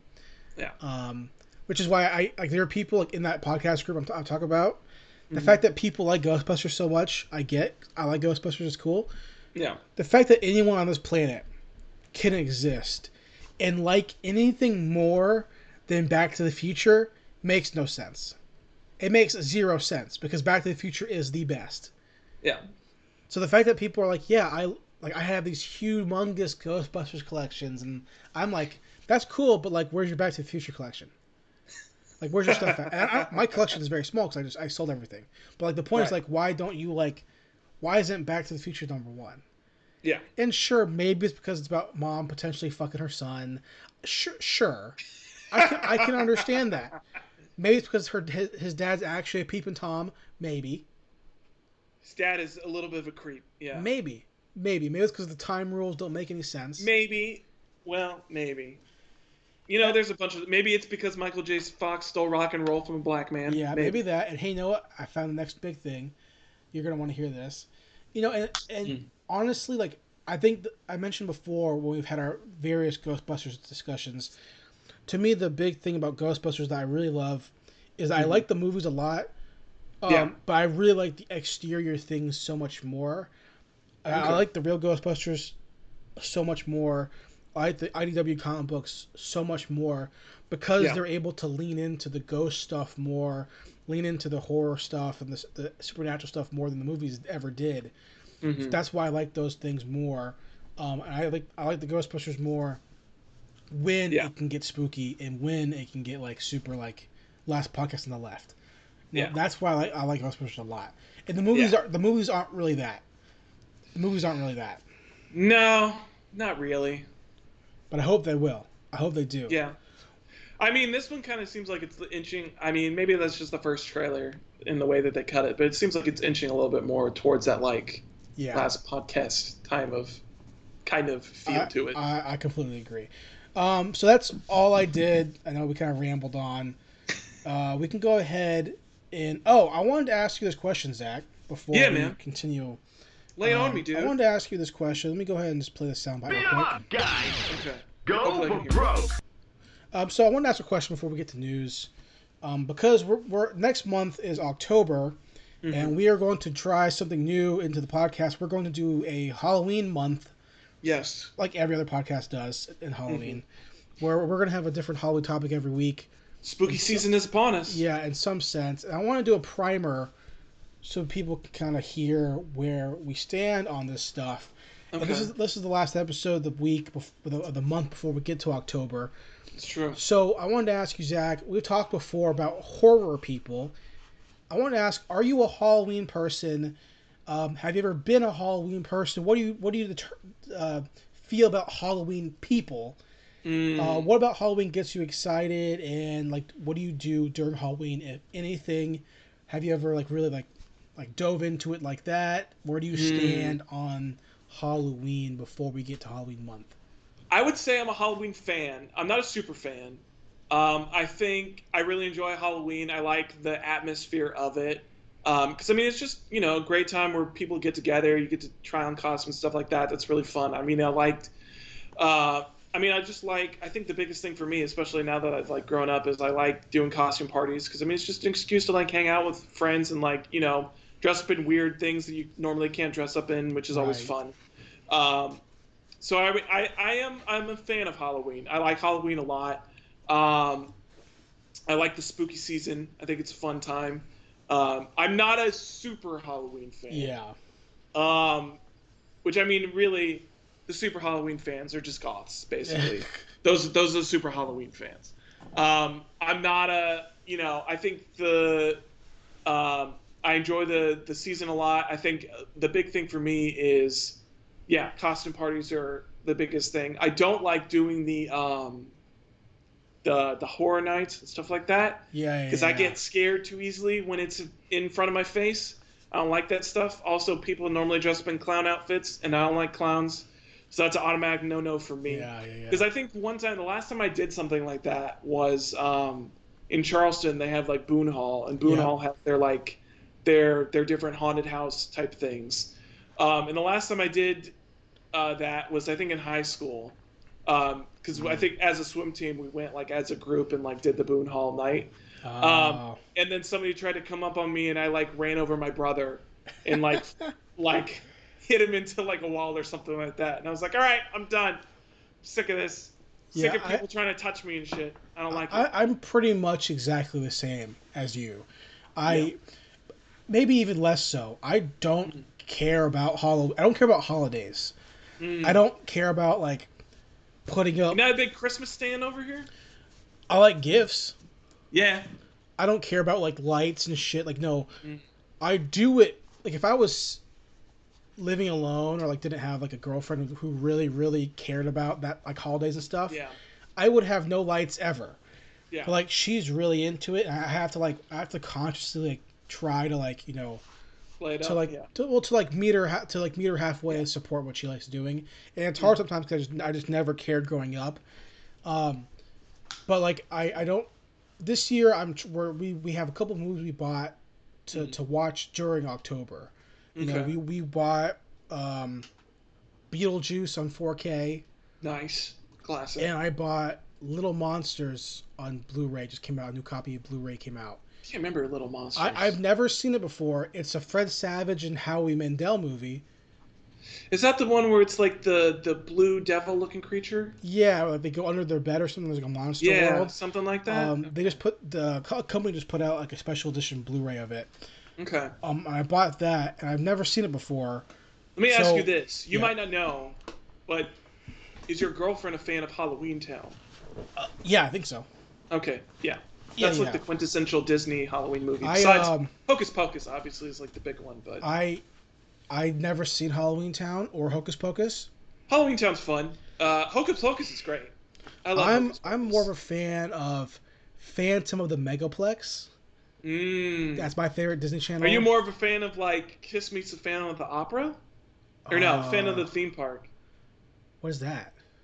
It's I actually haven't watched it. It was like one of Red Letter Media's Oh, okay. Halloween episodes that they did. It was like Kiss Meets the Phantom of the Park. No, Phantom of the Megaplex is great. Disney Channel. I don't think I've ever heard of that. It's about a megaplex, which is they don't exist anymore really. Right. Like opening night or like a special day. I can't remember what the reasoning was, but it was a big day for this megaplex. Mm-hmm. And there's a phantom, a masked phantasm, Ooh. who's going around like fucking up the event, like cutting up fucking movie theater shit, like fucking with the popcorn. And the high school kid who's the manager has to like, I have to figure it out. And he's like chasing the phantom. It's fucking. It's Okay. Disney Channel. It's like late 90s Yeah. Disney Channel. So that Beetlejuice, which I've seen Beetlejuice 3 times. Yeah. I've seen it This is great. twice as a kid, and I didn't like it because it was scary. Mm. And then once recently, I mentioned on the podcast, recently as an adult, I thought it was good. So I bought that, and then I got Goonies too, but Goonies isn't really Halloween. I just bought Goonies. Yeah, Goonies isn't really Halloween, but I mean, I still love Goonies. Goonies is so good. So I think we're gonna do that. I think I'm gonna watch. I'm trying to find other things I want to watch. Probably Ghostbusters. Ghostbusters is up there for me. I really want to watch because I didn't watch it when it came out. So I want to go through for the spooky season, and I want to watch because I think season 3 is coming out too. But I need to catch up with season 2 of Sabrina. Oh Um, yeah, it's over though. After that, it's over. I think season 3, yeah, is It's the last canceled. one that they Yeah. were doing. Yeah. But yeah, I want to catch up with that. I think big for me is Ghostbusters for sure. Beetlejuice will probably be up there. I'm trying to think of any other ones that are like big staples for me. I mean, Hocus Pocus is up there. Um, So I like spooky stuff and yeah, supernatural stuff, but I don't like scary stuff. yeah. Like I'm not gonna watch you know insert Halloween or something Hereditary. like that. I'll watch Yeah, Halloween's not scary. I'll watch yeah. Halloween. Okay. I've seen Halloween. I've seen Friday the 13th. Yeah. I've seen those as a kid or as a Mhm. teenager, like the original ones. I remember Yeah. actually. I remember me and the guys. I don't think you were there. We saw I the don't think so. remake of Friday the 13th in theaters. Yeah, I wasn't there One for like in that. high school, like Hmm. 2008 or whatever that reboot was. That's such a weird reboot, also, And because that's the it one where it's like sucked. the first 45 minutes are like it feels like one movie, and then you're like 30 minutes in, you're like, oh, that's just like the opening bit It to this movie. it It's so wasn't weird. good. I don't remember who's in it. I remember it was just like not a good movie. I don't remember Um, who's in that. Yeah, let's see. I can't Remake, remember. reboot. Let's I what remember was it? that was one that had the good kill though, because it was like he uses a crossbow and like shoots somebody while they were Yeah, water yeah. I skiing, think and I that was was like, it. oh, that's a Yeah. good kill. 2009 Yeah, is when it came out, and I don't remember anybody big being in that, honestly, let's look at the cast. because I have watched Jared that reboot. Padalecki's in it, so the guy from Supernatural's in it. Oh, okay, He's the main character. I didn't even realize that. interesting. Danielle Panabaker's in it, Disney Channel. Disney Channel, yeah. Um, other than that, I think that's everyone who's famous. Just those two. Yeah. I didn't know that fucking Supernatural guy was in this. I didn't know either. That's interesting. I mean, I've only seen the movie like once because I think I watched it back in the time where I watched a lot of stuff on the Sci-Fi Channel because I think they brought it up on the Sci-Fi Oh, Channel okay. at one point for Halloween. So I think I watched it through there. But yeah, I only watched it like the one time, but it was just Maybe like I'll yeah, also add in fucking. Oh god, what was I gonna say? Shit, I was gonna say I something. have But I no forgot. idea. I was gonna say something I wanted to watch. Maybe. I'm trying to think of some classic Halloween movies. I can't. I mean, I named the ones that like come to the top of my head. I'm trying to remember. Hmm. Like I said, I don't like scary movies, so it has to be spooky but not scary. Oh, you know what? I haven't watched this in a long time. I kind of want to watch the Addams Family movie. That'd be That good. was on my list, actually. Addams Family would be good. Casper's not scary, but Casper is a Halloweenish movie. I like Casper. On my list was Casper, Adam's Family Values, and then I wanted to watch The Munsters again. The Munsters is great. I want to watch because I actually have never watched it, and I want to see how janky it actually is because I want to watch Eddie Murphy's Haunted Mansion movie. Dude, my girlfriend loves that movie. She does. I Interesting. haven't watched it. I Yeah. watched it. I remember scanning it when it came out, like on DVD or something, and being Hmm. like, okay, I don't really care. I remember We'll it probably being watch like that. so-so, but We'll probably end up watching that too, honestly, because she likes it a lot. But okay. Casper, which Casper are you gonna watch though? I like the original Casper. Yeah. Um, the one that came out in like I think it was the 90s. Yeah, Yep. 1995 Casper. That's a great movie. With the I remember president. liking that a lot. The what? With the president in it. Does it have the president? Yeah. Oh yeah, Bill The Pullman. main Yeah. character is Mr.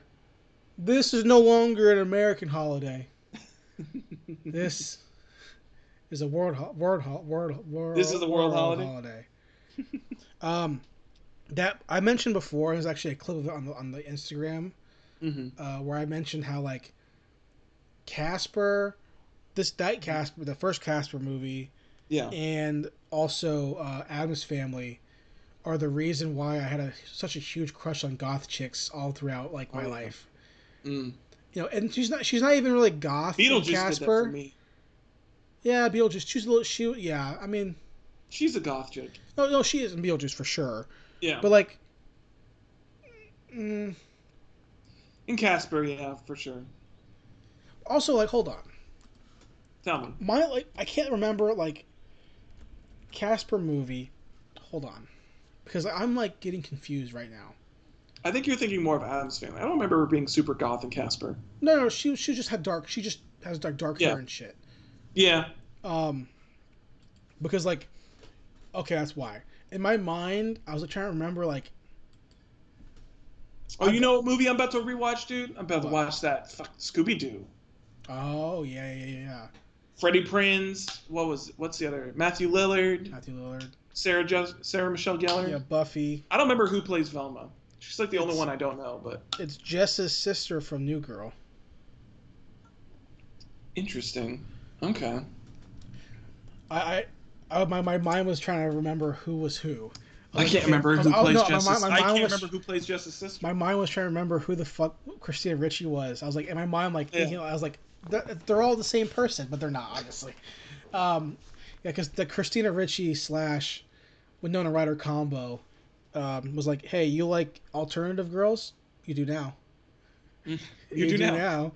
But yeah, I've never really been a Halloween guy. I never had a Tell thing. you what I won't rewatch. What is that? And that's because of the stigma around it. What is that? Which is The Nightmare Before Christmas. Oh my! We've talked before about this. Those fans, man, they ruined that movie.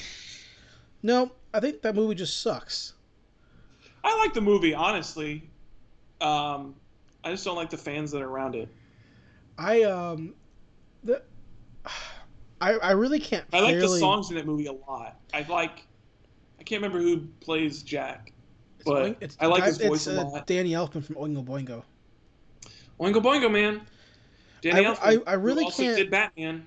I really can't judge the movie that like right now because I haven't seen it in such a long time. But I really will say, I think that it sucks. Mm. I can't fairly judge it right now, but I think it blows. I just don't remember ever being like, nothing of the movie ever really attracted me. Like, what attracts you to that movie? I mean, I think the songs, for the most part, really attract me to it. I really like the songs, and the soundtrack for it is really, really nice. And I really like. I mean, I've always been a fan of claymation, so I think the artistry behind the actual movie making and like the claymation and like how good it looks and all that is spectacular. Yeah. I think that's what really draws me to it as well. Like Plus, I really love the character designs. I think it's really creative. Especially with like characters like Oogie Boogie and stuff like that, where it's like, you know, the boogeyman made full of bugs. I like Jack's character design. I think it's a really interesting take on that kind of like Grim Reaper-esque character. Is that what it's supposed to be? No, he's like the Pumpkin King, but I mean, he's just a skeleton. You talk to me as though I know what the fuck that is. Like, no, he's just the Pumpkin King. He's the Pumpkin King. I don't know. I mean, it's not like a Pumpkin King is like an established character type. Yeah. That's just what they call him. But... we mentioned this last time we talked about scary movies and like this in this movie in particular, is that I understand that people love it, and I just don't. And it's the same way people probably feel about Terminator, or something where it's like they don't give a shit about Terminator, they don't give a shit about Time Cop, they don't give a shit about Predator. Or The Matrix, or like Commando, or Conan, but like I do, you know. Yeah. And like I get that people have different tastes, and I can respect that. But there is the fandom for Nightmare Before Christmas is one of the most cringy fandoms of all time. I don't know what else can beat that. Like, what other movie fandom is more cringy than that? Besides, like, I don't even know. I mean, I think it's just Tim Burton fans in general. Because I think the same fans of Nightmare on Elm Street are the same ones that are fans of like Edward Scissorhands, which is also I feel like a super cringy fandom. That's a good movie though. It is. It's a pretty good movie. I think Nightmare Before Christmas is a good movie though. Yeah, but like Beetlejuice isn't like I thought like Beetlejuice would have a huge cringy fandom, but it doesn't. No, not really. I think it's of all of maybe his movies, it's because like it's one that's like I don't know. Maybe this is wrong to say, but I feel like it's the one that's like the least popular of his movies. Maybe it's because since it's a kids movie, people saw nightmare earlier in their life. Because I feel Maybe. like But I would consider Beetlejuice a kids movie too. maybe because parents would be I think it's more, more kiddie. maybe parents are more apprehensive because there's literally like you can like fake, you can like kind of like laugh off the cartoon death and stuff because they're never alive. You know, like they don't like Yeah. kill anybody, but like in the first like 10 minutes of Beetlejuice, like they die. Yeah. You know, so I think that's more scary for kids. But also like I feel like when you're a preteen and you want to be like emo, Mm. like it comes standard with a hoodie It of is part Jack of your of your emo kid starter kit is yeah, it's the Nightmare starter on Elm kit. You know, Street. like Yeah. a pair of like crossboned Converse or some shit, and then like a Nightmare Before Christmas hoodie, And a skull choker. Don't forget the skull choker. skull choker, and then skull candy earbuds. Yes, obviously. Um, yeah, I won't be watching that at all. That movie. No, yeah, I probably won't be watching that, but I'll definitely be watching. I'll be trying to pick up Casper. I'll probably Dude, watch, Beetlejuice is so good. Hocus Pocus. Beetlejuice is great. I'm thinking back on that movie, like, even though I haven't seen it in like a few Yeah, months, it's a that movie solid is movie. really good. I mean, Michael Keaton carries that movie 100%. I don't agree actually. You don't? I think that he I think makes that movie. Alec Baldwin, who I really don't like in anything else, and what's her name? He's just like plain dude. I think I mean, the wife, yeah, I think the but two of them are I don't know. infinitely cooler characters than Beetlejuice. Eh, I like Beetlejuice more. I think Beetlejuice is like honestly his voice kind of bothers me. Yeah, I I like the guess. character. I don't know. I like I the always liked character his obviously. voice. I like the raspy type of thing. I don't know.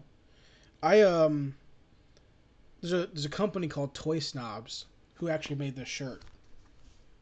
Ooh, They release like I like custom, like not custom, but like limited runs of like cool pop culture shirts, that. and they just released their pre-orders for a Beetlejuice shirt.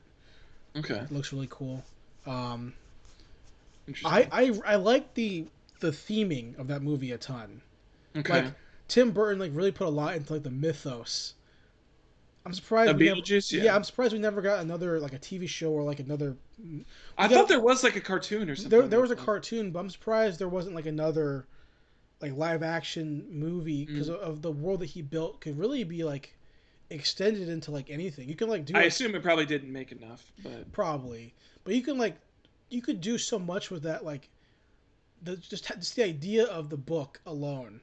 yeah, You can like do so much with that. You know, like you yeah. could do like a show about the authors of the book. Are there updated versions of the book? You can do a show. You can do so many things with that show. With that, Yeah, it's a pretty interesting universe with for that sure. universe, yeah. Okay, well, we can move into news as we wrap that. Thanks for the answer, Zach. Yeah. All right, that's cool. Let's see. News. Moving into some news. What do you want to hit first, Zach? Also, by the way, if you see me looking down at my hand, I apologize. I had a wart on my hand for months, like a small wart, and I've been picking at it for months. So I finally got like a wart stick remover, like acid to help get rid of it. I'm putting it on my hand for like freeze it off. like dry it out, like exfoliate. I've been putting it on my hand on the wart for probably the last like 2 months every day. But now it's pretty much gone. But now my hand is deciding to have a reaction, and my whole hand's breaking out in like hives. Ooh. So it's like it was like really red. So it's like Damn. itchy as shit. So I'm having to like put like ointment on my hand and like wrap it and like band-aids on like a burn victim. So like I'm picking at it right now because my hand's very itchy, and I'm trying to like pick off. And it sounds disgusting, but like it's just like super fucking. Oh. You know, it's bothering me. So if I don't do it, I'm gonna like jitter. So that's why I'm looking at my hand. So I apologize. I got you. Let's talk about the big news in the room. Xbox made a serious buy. Oh yeah. To purchase Bethesda for like $7 billion. I don't know. Like, it's not like they're gonna make those games exclusive. Yeah, I mean, I saw that. I saw everybody freaking out about that. But I mean, if you look at those games make, I mean, the big ones make way too much money for them to like just be Yeah, exclusive. you'd be shooting yourself in the foot after spending $7 billion. I mean, I assume some smaller stuff. Like, I bet you. I mean, I don't think they will make any more. But I mean, if like a smaller thing like Dishonored or something like that, um, was to get like another game, I'm sure like something smaller like that would probably get like an exclusive title. But like the big stuff, I mean, like Elder Scrolls games are not going to be exclusive. Right. Fallout's not going to be exclusive. Like I can't Doom even. won't be exclusive. I could only imagine them being like, hey, here's I the could see it first being month like timed exclusive. Yeah, the timed exclusive, or even like this would never happen, but like but they used to do it more back in the day, where it's like, hey, this DLC's only on Xbox. Well, I mean, you see Sony doing that right now with the Avengers, where they're like Spider-Man is only on PS4. So, Right, but that's more so of a character. I'm talking like Yeah. if Sony was like, hey, Avengers only this Sony game or this version of the game will only get these raids or these missions. Right. I could see that being a possibility, but I really don't think they would do that because again, how much money those games make. Like you want to make all your $7 billion back. Like yeah, you're not gonna be sitting here like walking backwards. But that's still true. so. Like ultimately, I don't know. Obviously, the great business decision for Microsoft. Yeah. But it's not a good Xbox decision, right? I mean, it could be. I mean, honestly, it probably would be if they did gear more towards like making a lot more things like exclusive. I think the problem that you have with that is that, yeah, I mean, a lot of the big titles aren't going to be exclusive, and a lot of their stuff is going to be on Game Pass, which people can buy on PC anyways. And so, I mean, it's a good decision. In the fact that, I mean, I think they might get timed exclusives, but as far as like, I mean, I feel like for me, if I was the head of Xbox, Phil Spencer, and I was trying to make a decision like this, I feel like the decision to make a purchase like this would be to get more people to want to buy an Xbox. Yeah. And I feel like this isn't going to do that. This doesn't do it, yeah. I don't think this is going to get more people to buy an Xbox Series X or S. And so if the point of it isn't to do that, I don't understand what the point of the purchase is. Like, I mean, in the roundabout way, okay, Microsoft makes more money so they can invest more money into Xbox. Yeah. But as like a direct correlation, I don't see it except for like funding. Yeah. But like, hey, Xbox buys Bethesda and other studios. It's a big win for Xbox. I'm like, yeah, in the grand scheme of it all, but in terms of like, is it going to change my experience as an Xbox buyer? Probably not. I can't. Really. What's it going to do? Like, it really doesn't really matter to me. It's just crazy. I think the biggest thing that I saw, because I guess they weren't already, which was that I guess all of the Bethesda games are going on to Game Pass, which I guess they weren't already, which I mean is kind of a big deal because I mean I think for a lot of Xbox fans it seems like Game Pass is the big selling point for that entire console. So I mean I guess for that, I mean it's huge in the sense of like a once third party is now owned by one of the big two. Like that's a huge deal. Mm-hmm. In monopolization of game companies, that's a big deal. And obviously Sony has a ton of that with their Sony studios, so it's like. I mean, happens all the time. Exclusives that they have, and it's like they've got all of that. Yeah. So there's that. Also, did you see the articles that are coming out about how the Xbox One S and One X are like up 100% in sales because people are like buying the wrong one? Have you seen that? What do you mean? No, I haven't seen that. Because people... What do you mean they're buying the wrong one? People are getting confused between the Xbox One S and Xbox Series S. Oh. So the sales of the old Xbox are like... are going up because people are buying the wrong one. Wait, so there's... So now I'm confused. So Series S is the new one, right? Series S is the new one. So, but there's also an Xbox S? The Xbox One S... One S. Okay. Yeah. I'm trying to find the article that I saw. Maybe it's like Yeah, on, I mean, I totally get that on because I just IGN. got confused just Yeah, trying to wrap my head exactly. around And it. you pay So, attention. So imagine the mom yeah, who doesn't pay attention, who's buying yeah, it for their kid. yeah. Um, I'm trying to find the actual number in case so I'm not talking on my ass. Oh gosh. Hit the next piece of news, Zach. Next piece of news we've got Shaman King trailer dropped. It looks fucking good, dude. I know, right? I can't wait for it. It looks great. Okay, so Um, this. Sorry to interrupt you. no, you're good. Amazon movers and shakers. This is from videogameschronicle.com. Mm-hmm. And one of their Amazon big people, or people who work for there, have tweeted out being like, Xbox Mm-hmm. One X sales rank is up 747% on Amazon. Okay. Wonder how many people bought an Xbox One X instead of an Xbox Series X. So like on Amazon alone, over a 700% increase of buying this old console. So you have to wonder like, yeah, what of that percentage is like people just being confused because they're so Yeah. similar in title. Like obviously like, you buy Mm-hmm. like Xbox 360, Xbox One. Those are very obvious. PlayStation has that perfect, Japanese numerical like that debate where we talked about before, where it's like, hey, how do you read Batman? Well, what Yeah. kind of Batman do you want to read? Where do I start when I want to read One Piece, Volume 1? Hey, I Yeah. want to buy a new console. What should I buy? A PS5. Yeah. Well, what's the difference? And the PS4, It's But the hey, next number up. hey, do you want to buy an Xbox? Yeah, which one do I buy? The current one's the Xbox One X, or Xbox Series X, or the Xbox Series S. Well, what's the last one? That's the Xbox One X or Xbox One S.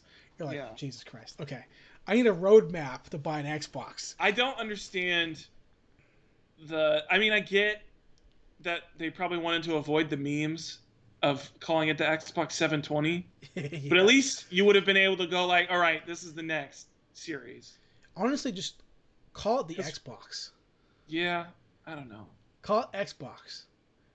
Yeah, Like no one's gonna be buying the original Xbox, being like, hey guys, I fucking secured it. yeah, People are gonna know. I don't know, but like the name, I never even thought about the name until I saw that article where I'm like, Xbox Yeah. Series X. yeah. Like, why would you call it that? I didn't realize they had a 1X. I didn't realize they had a 1S. I know Yeah. they had a 1X. The one S is the small, Okay. the compact Xbox, and the One X was the Yeah. PS4 Pro.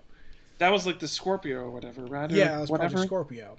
So Yeah. like at this point, just start copying PlayStation, Yeah. Xbox 3 Yeah. or Xbox 4.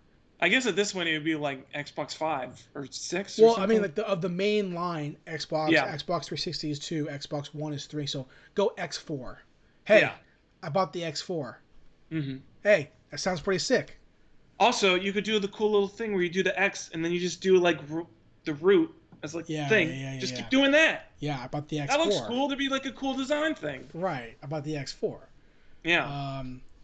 So Shaman King looks rad. Yeah, it looks really rad. Shaman King looks As really a good. as an old time fan of Shaman King, I get so hyped to see that it's coming back, and I really hope that this succeeds because I want new figures. I Yeah. want new releases of the manga in English on Mhm. physical, not just digital. I want Yeah. more anime. I want movies. Because to me, I mentioned last week or a week before that, Shaman King is such a unique shonen show Mm-hmm. where the setting is different than everything else. It's a uniquely Native American Americana. Yeah. Like it's very Americana. They travel the world to see a lot of different stuff. There's a lot of different characters, different backgrounds. It's very, if you want to talk about inclusivity, it's a very inclusivity focused show because it's about shamans from across the world. Mm-hmm. So I think it's really great, and the trailer is, for what it is, a little teaser bit. I think it looks really cool. Yeah. PulseCon obviously going on like right now, like I said. Mm-hmm. They released some images for their new Beast Wars figures Okay. from PulseCon.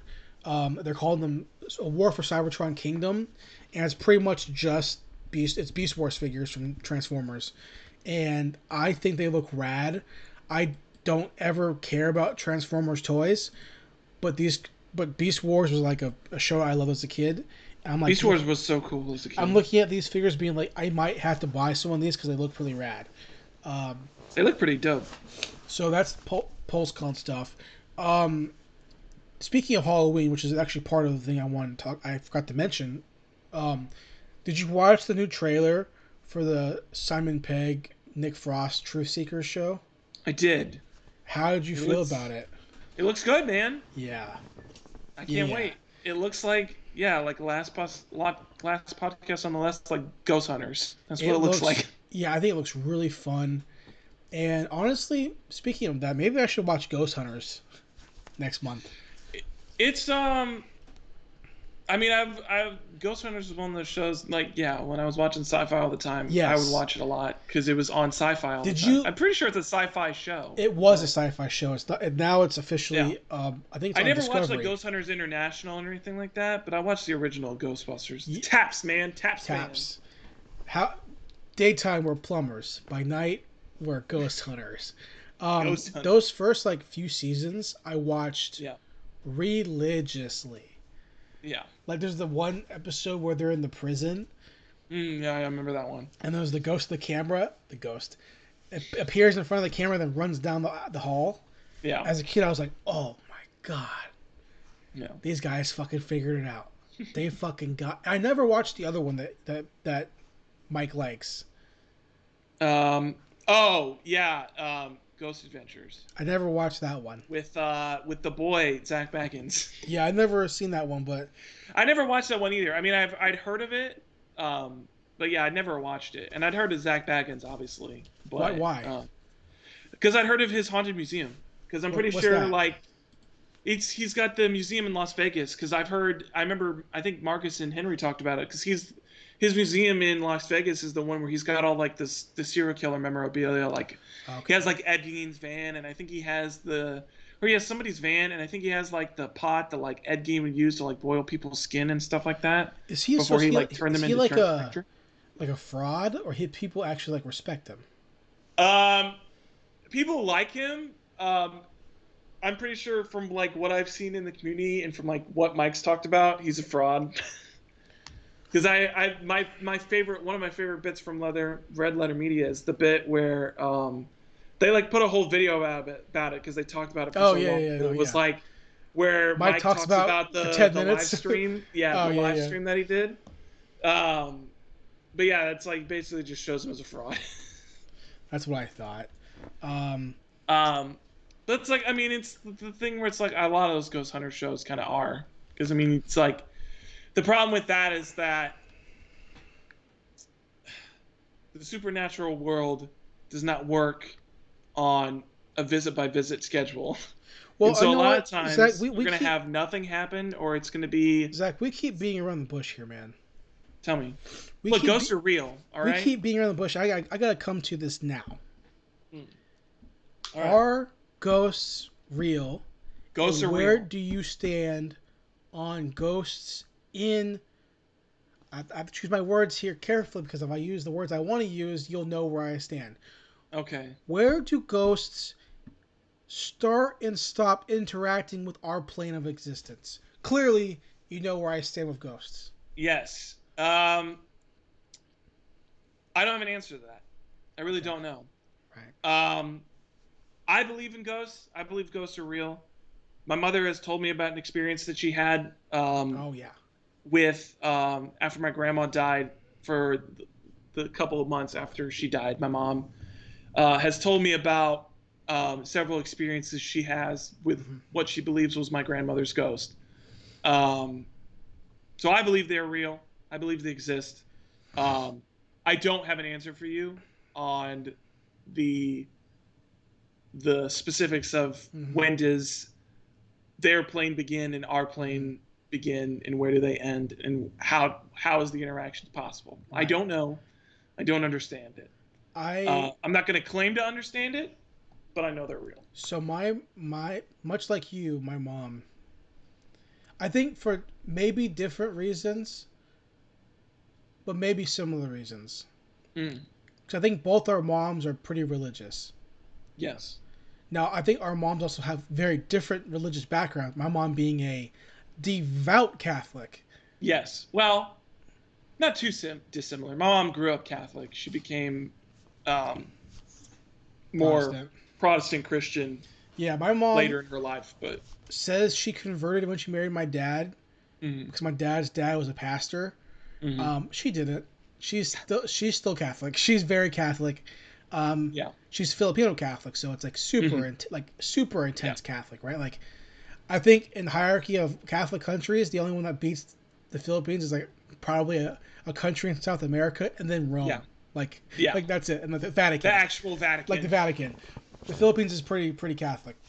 Mm, So like she believes in ghosts, and she would always talk about it as when I was a kid, mm, like demons and shit, like in yeah, devils, you know. And I never like thought it. I never thought that like it got into my head.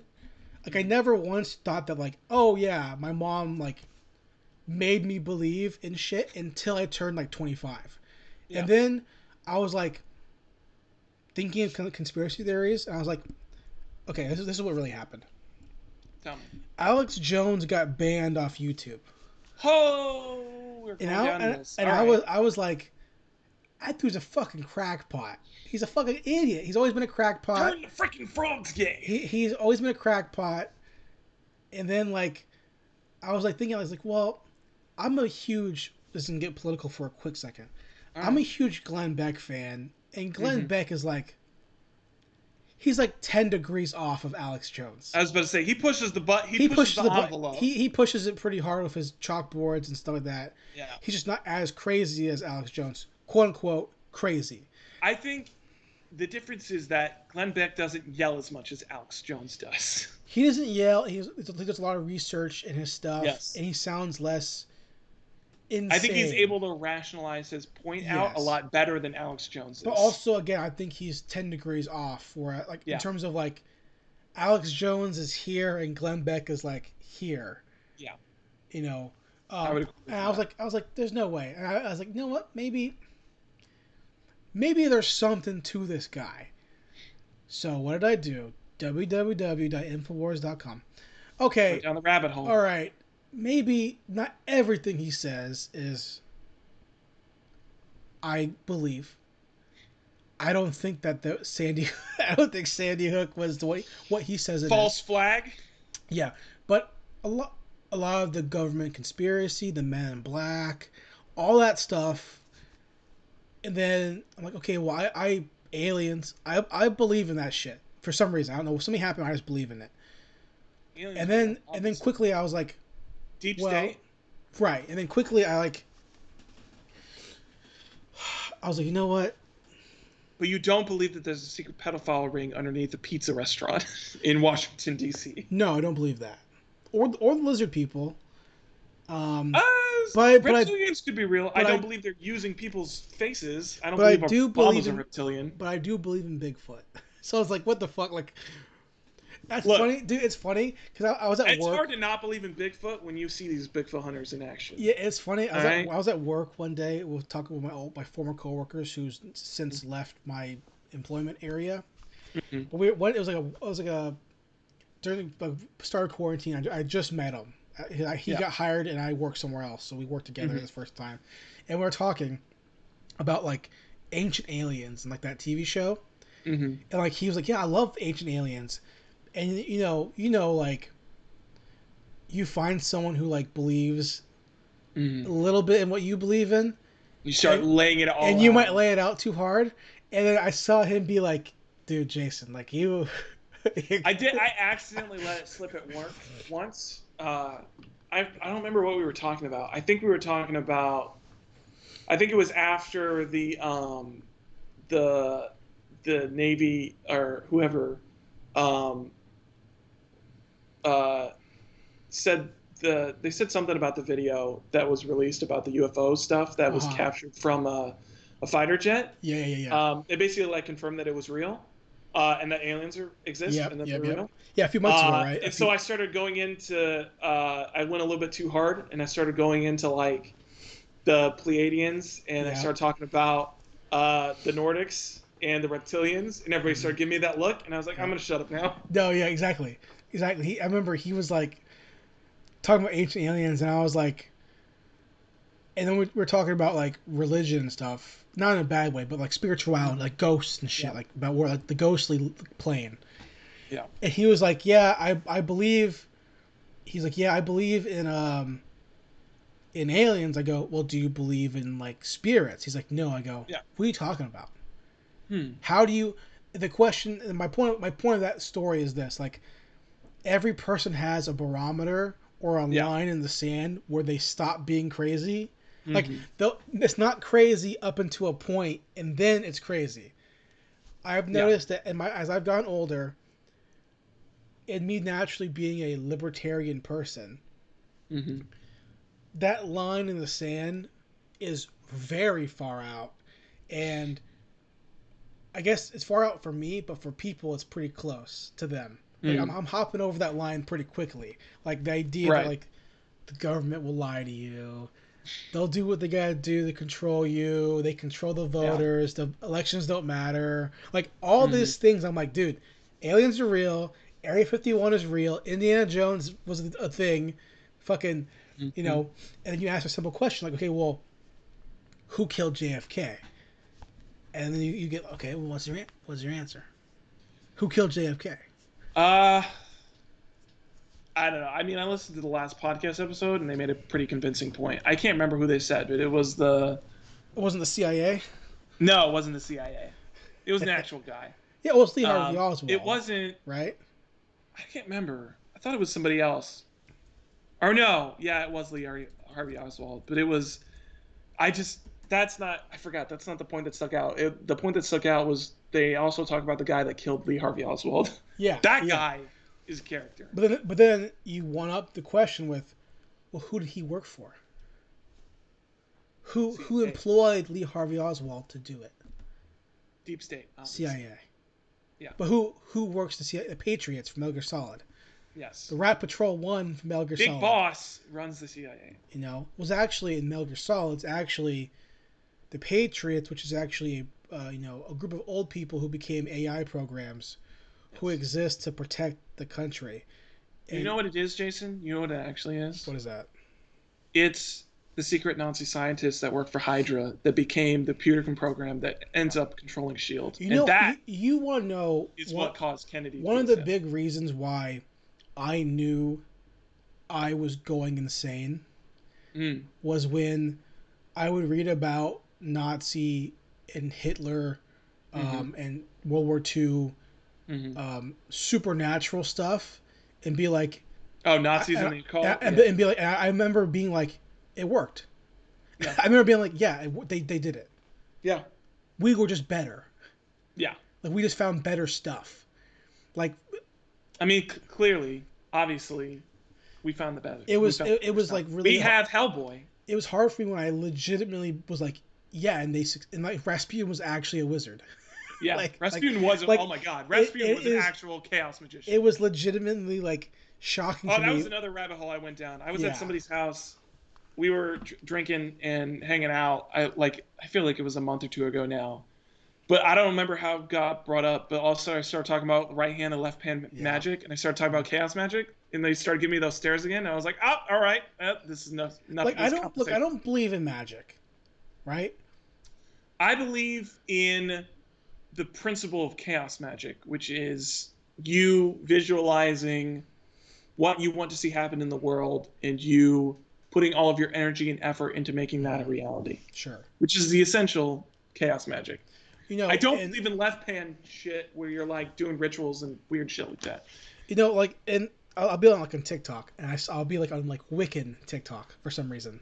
Oh And God. people are like, I'm buying my stuff for my spells, and I'll like laugh at them. I'll be I like, still remember that Caltrap episode where I don't remember how they got to it, but they started talking about menstrual blood magic. oh, yeah, And I was right. like, oh, this is like, But hey, what's this- strongest form of magic is from blood. That's true. Blood magic is the strongest magic. But I'll literally like I'll see people talk about like magic, and I love magic, like card tricks and shit. I'll see people be like, I cast a spell and then someone like died or like someone got hurt, and I will literally laugh at that Henry person. still swears to this day that chaos magic is what got him his role in Well, I'm Heroes. saying I will see people truly believe that, and then I will laugh at them wholeheartedly from my belly, and then immediately turn and be like, "You don't understand. The government has aliens." Like in the same breath, I'll be like, Look, "Listen, you don't understand." I don't think people understand that the government have had a real alien body and they have dissected it, and they just don't want to tell the public because the government thinks that they know what's good and Right. bad for the public, and they're wrong. Exactly.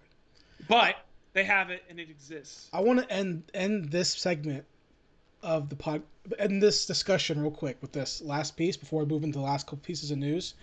Actual pop culture news, not fucking crazy person podcast. Is that I knew that I was like, I'm gonna be real here, Zach, and you can agree with me or disagree with me, but I think you'll agree.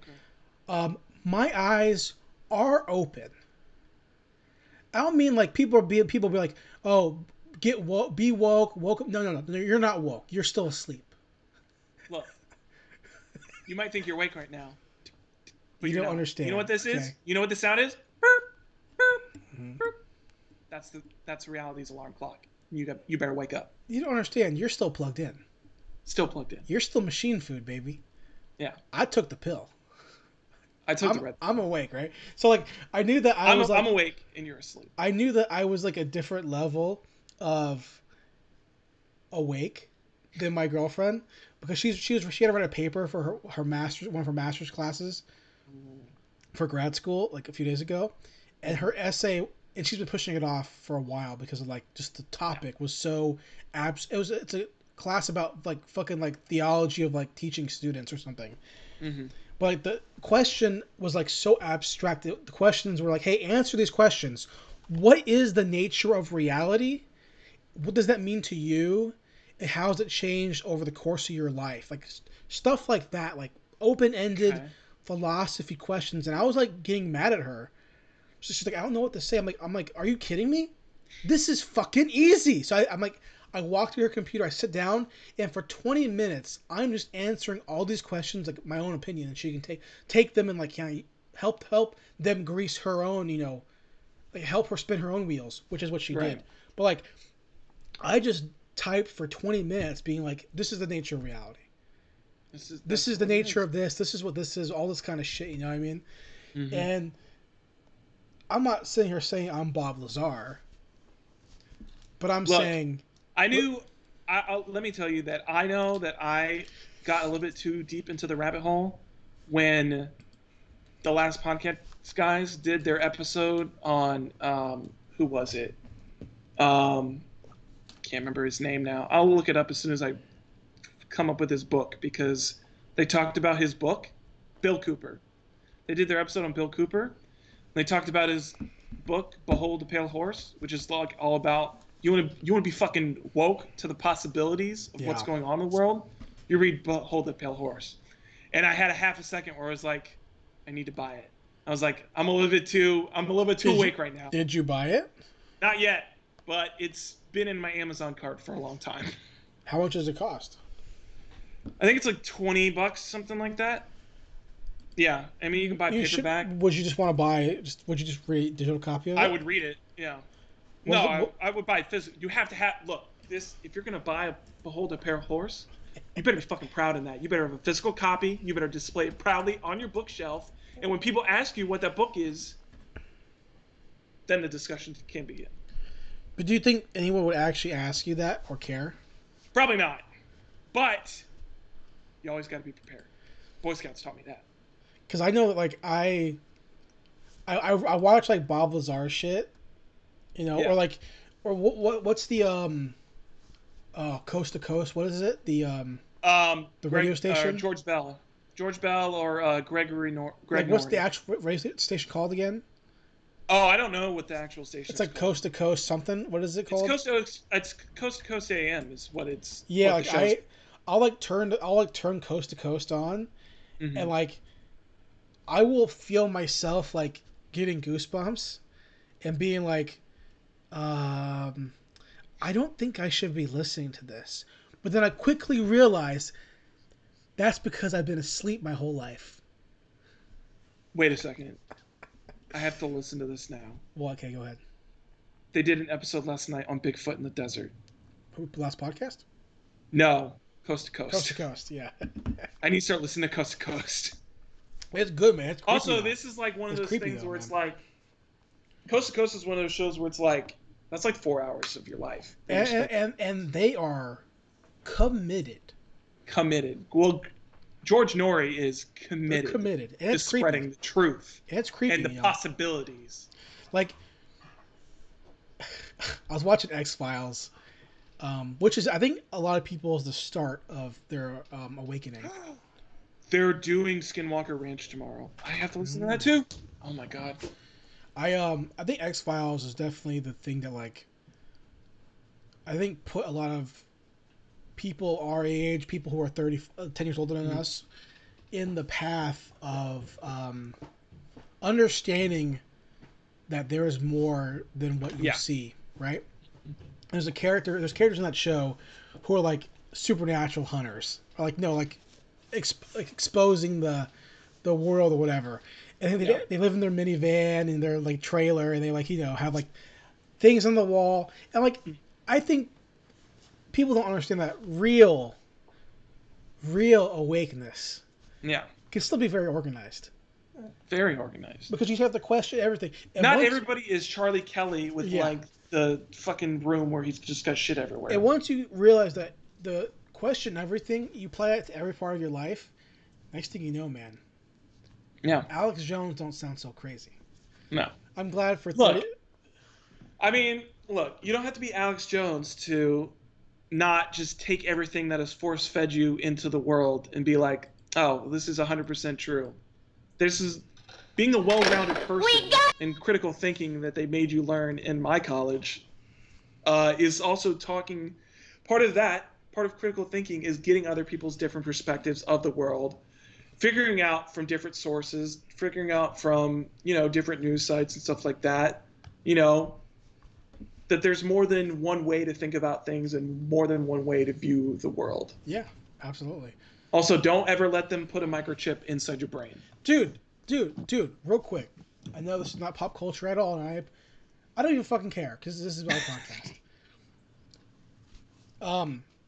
My girlfriend sent me a TikTok a few days ago of these people who got microchips in their arms to help because they put sensors in their furniture. So they would like tap their arm against something like a dresser, and then it would unlock the dresser. So it was like a nope. And I was like, I remember being like, I saw that this is a few days ago, and I was thinking like, you don't understand.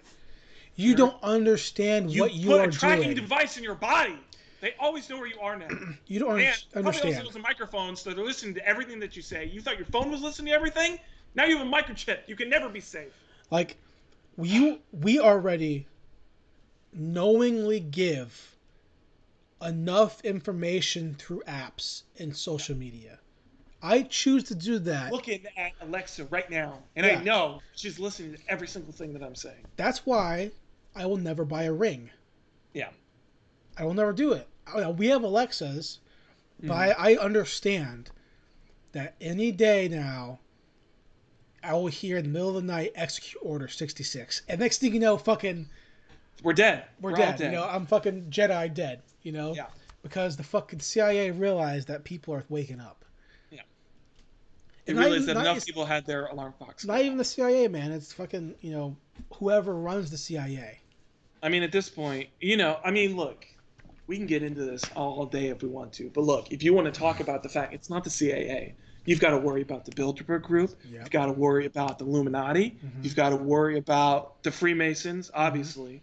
They're the big one. You've got to worry about the Jason Society, the Order of the Nine, and the Quest. And then you've got, Majesty 12. Don't ever forget about the Majesty 12. You got to worry about BPRD. You got to worry about the Culper Ring. Listen, man. Like, you got to worry about the fucking... Let's not even talk about the one group of people are in the public and no one does anything because they're considered a church. Let's not even talk about them. You can't. They're the head of it all. Because if you think the Pope doesn't know some shit, you're fucking wrong. Okay, so real quick, I'm a religious person. Yes. Right? I'm a spiritual person.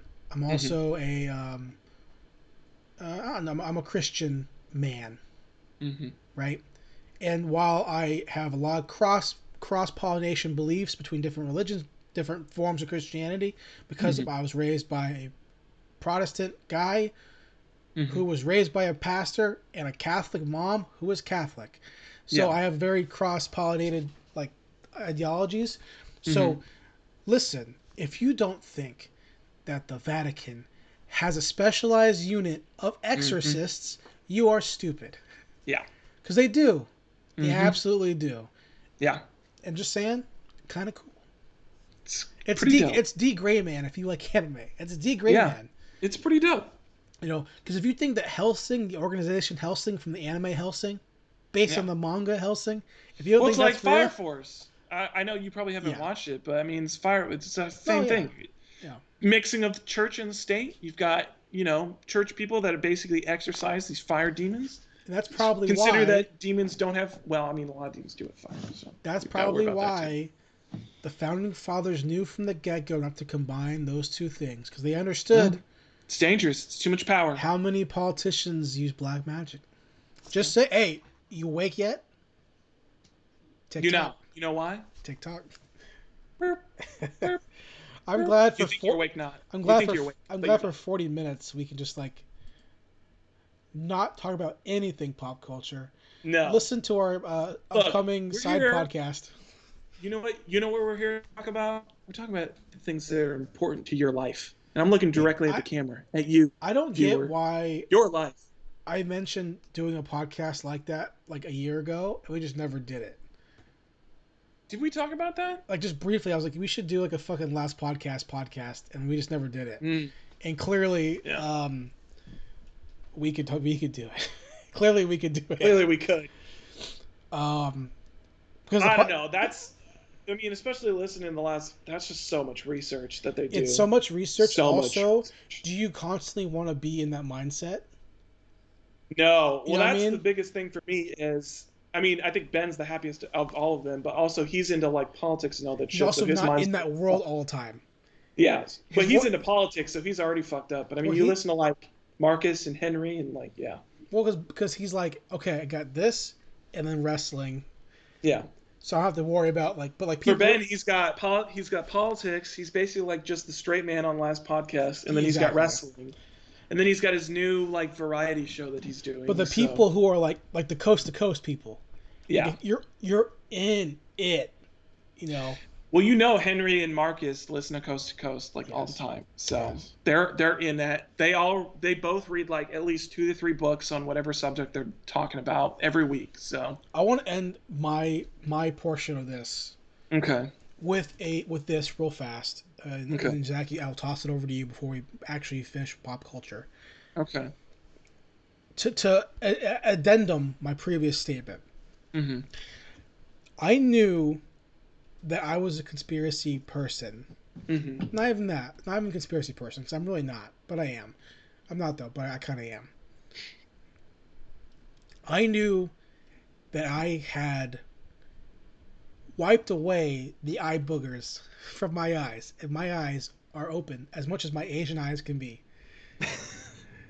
When I watched the Terminator or the Matrix and was like, you guys think this is cool, and it is very cool, and they're good stories. Cool. But it's also you don't understand.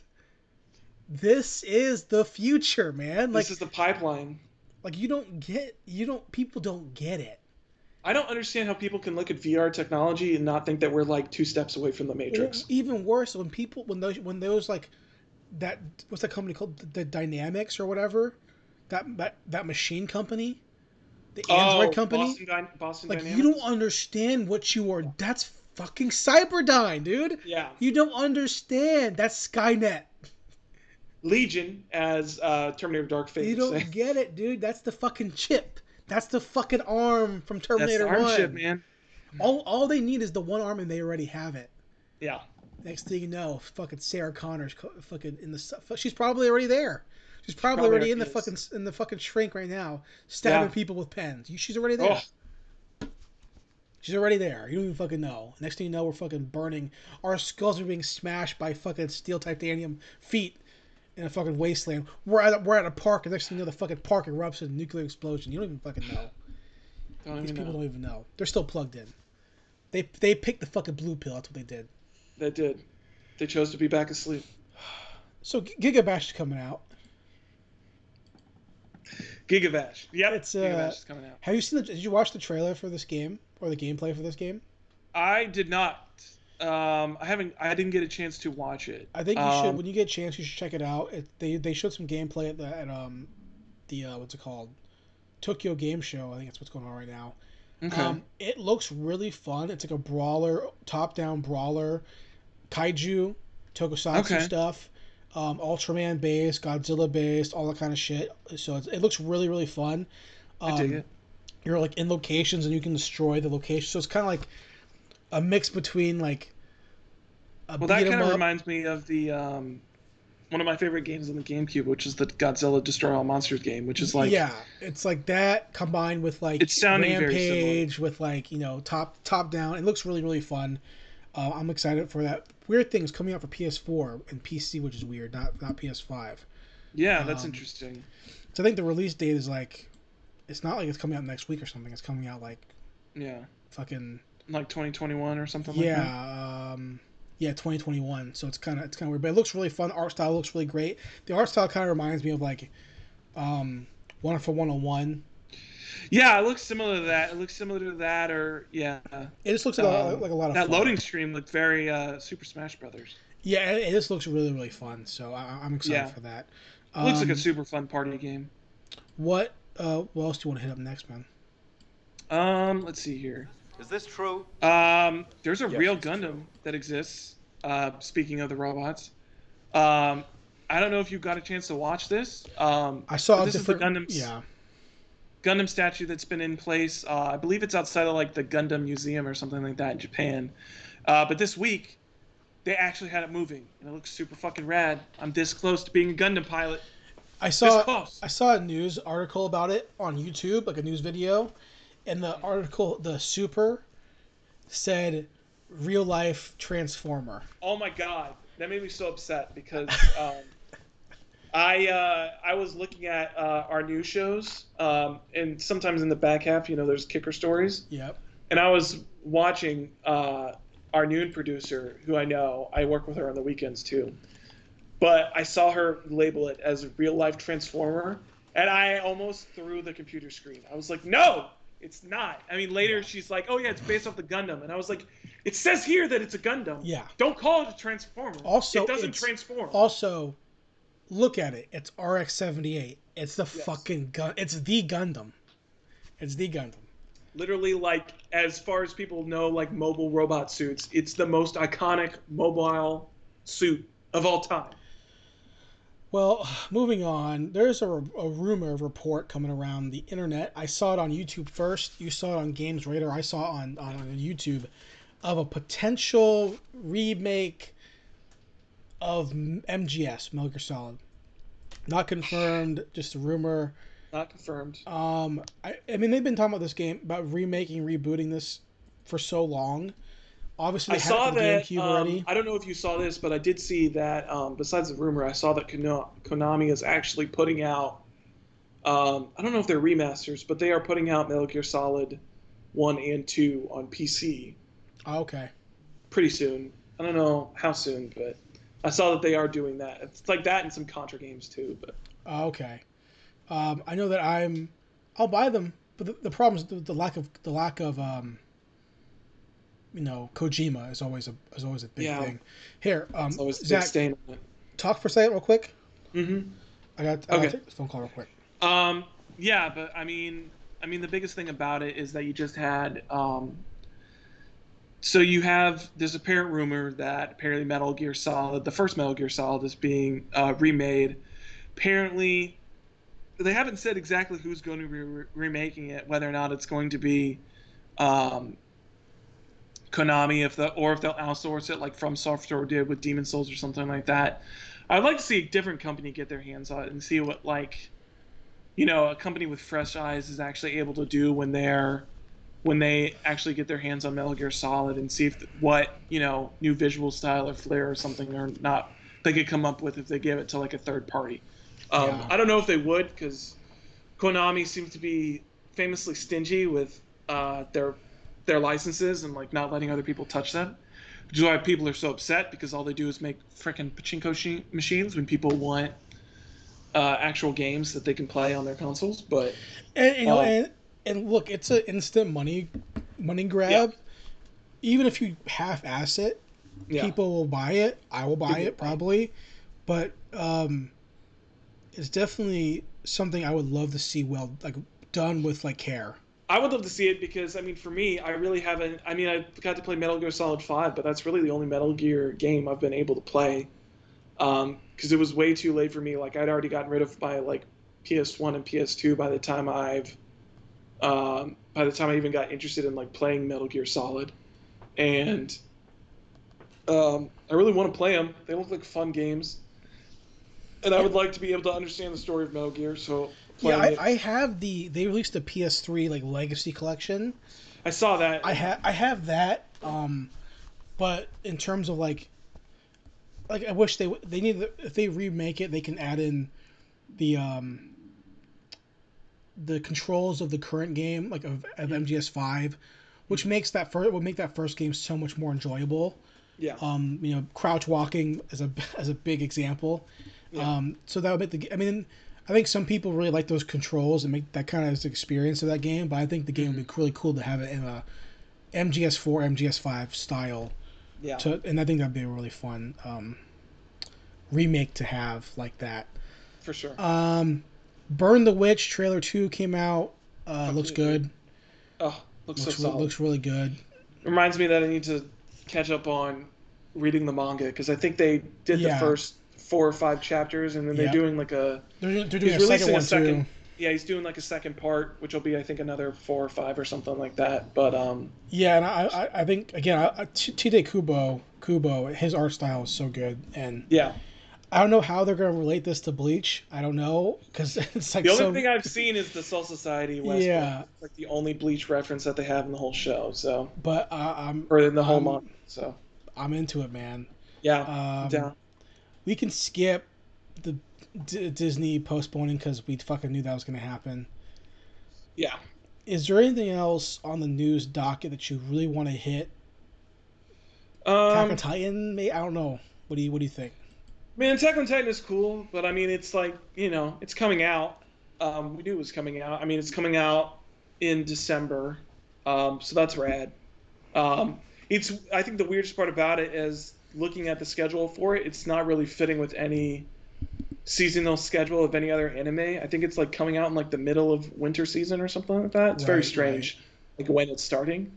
But it's gonna be cool. I can't wait to fucking watch it, dude. Yeah, final season, man. Still haven't read the manga. I'm just waiting.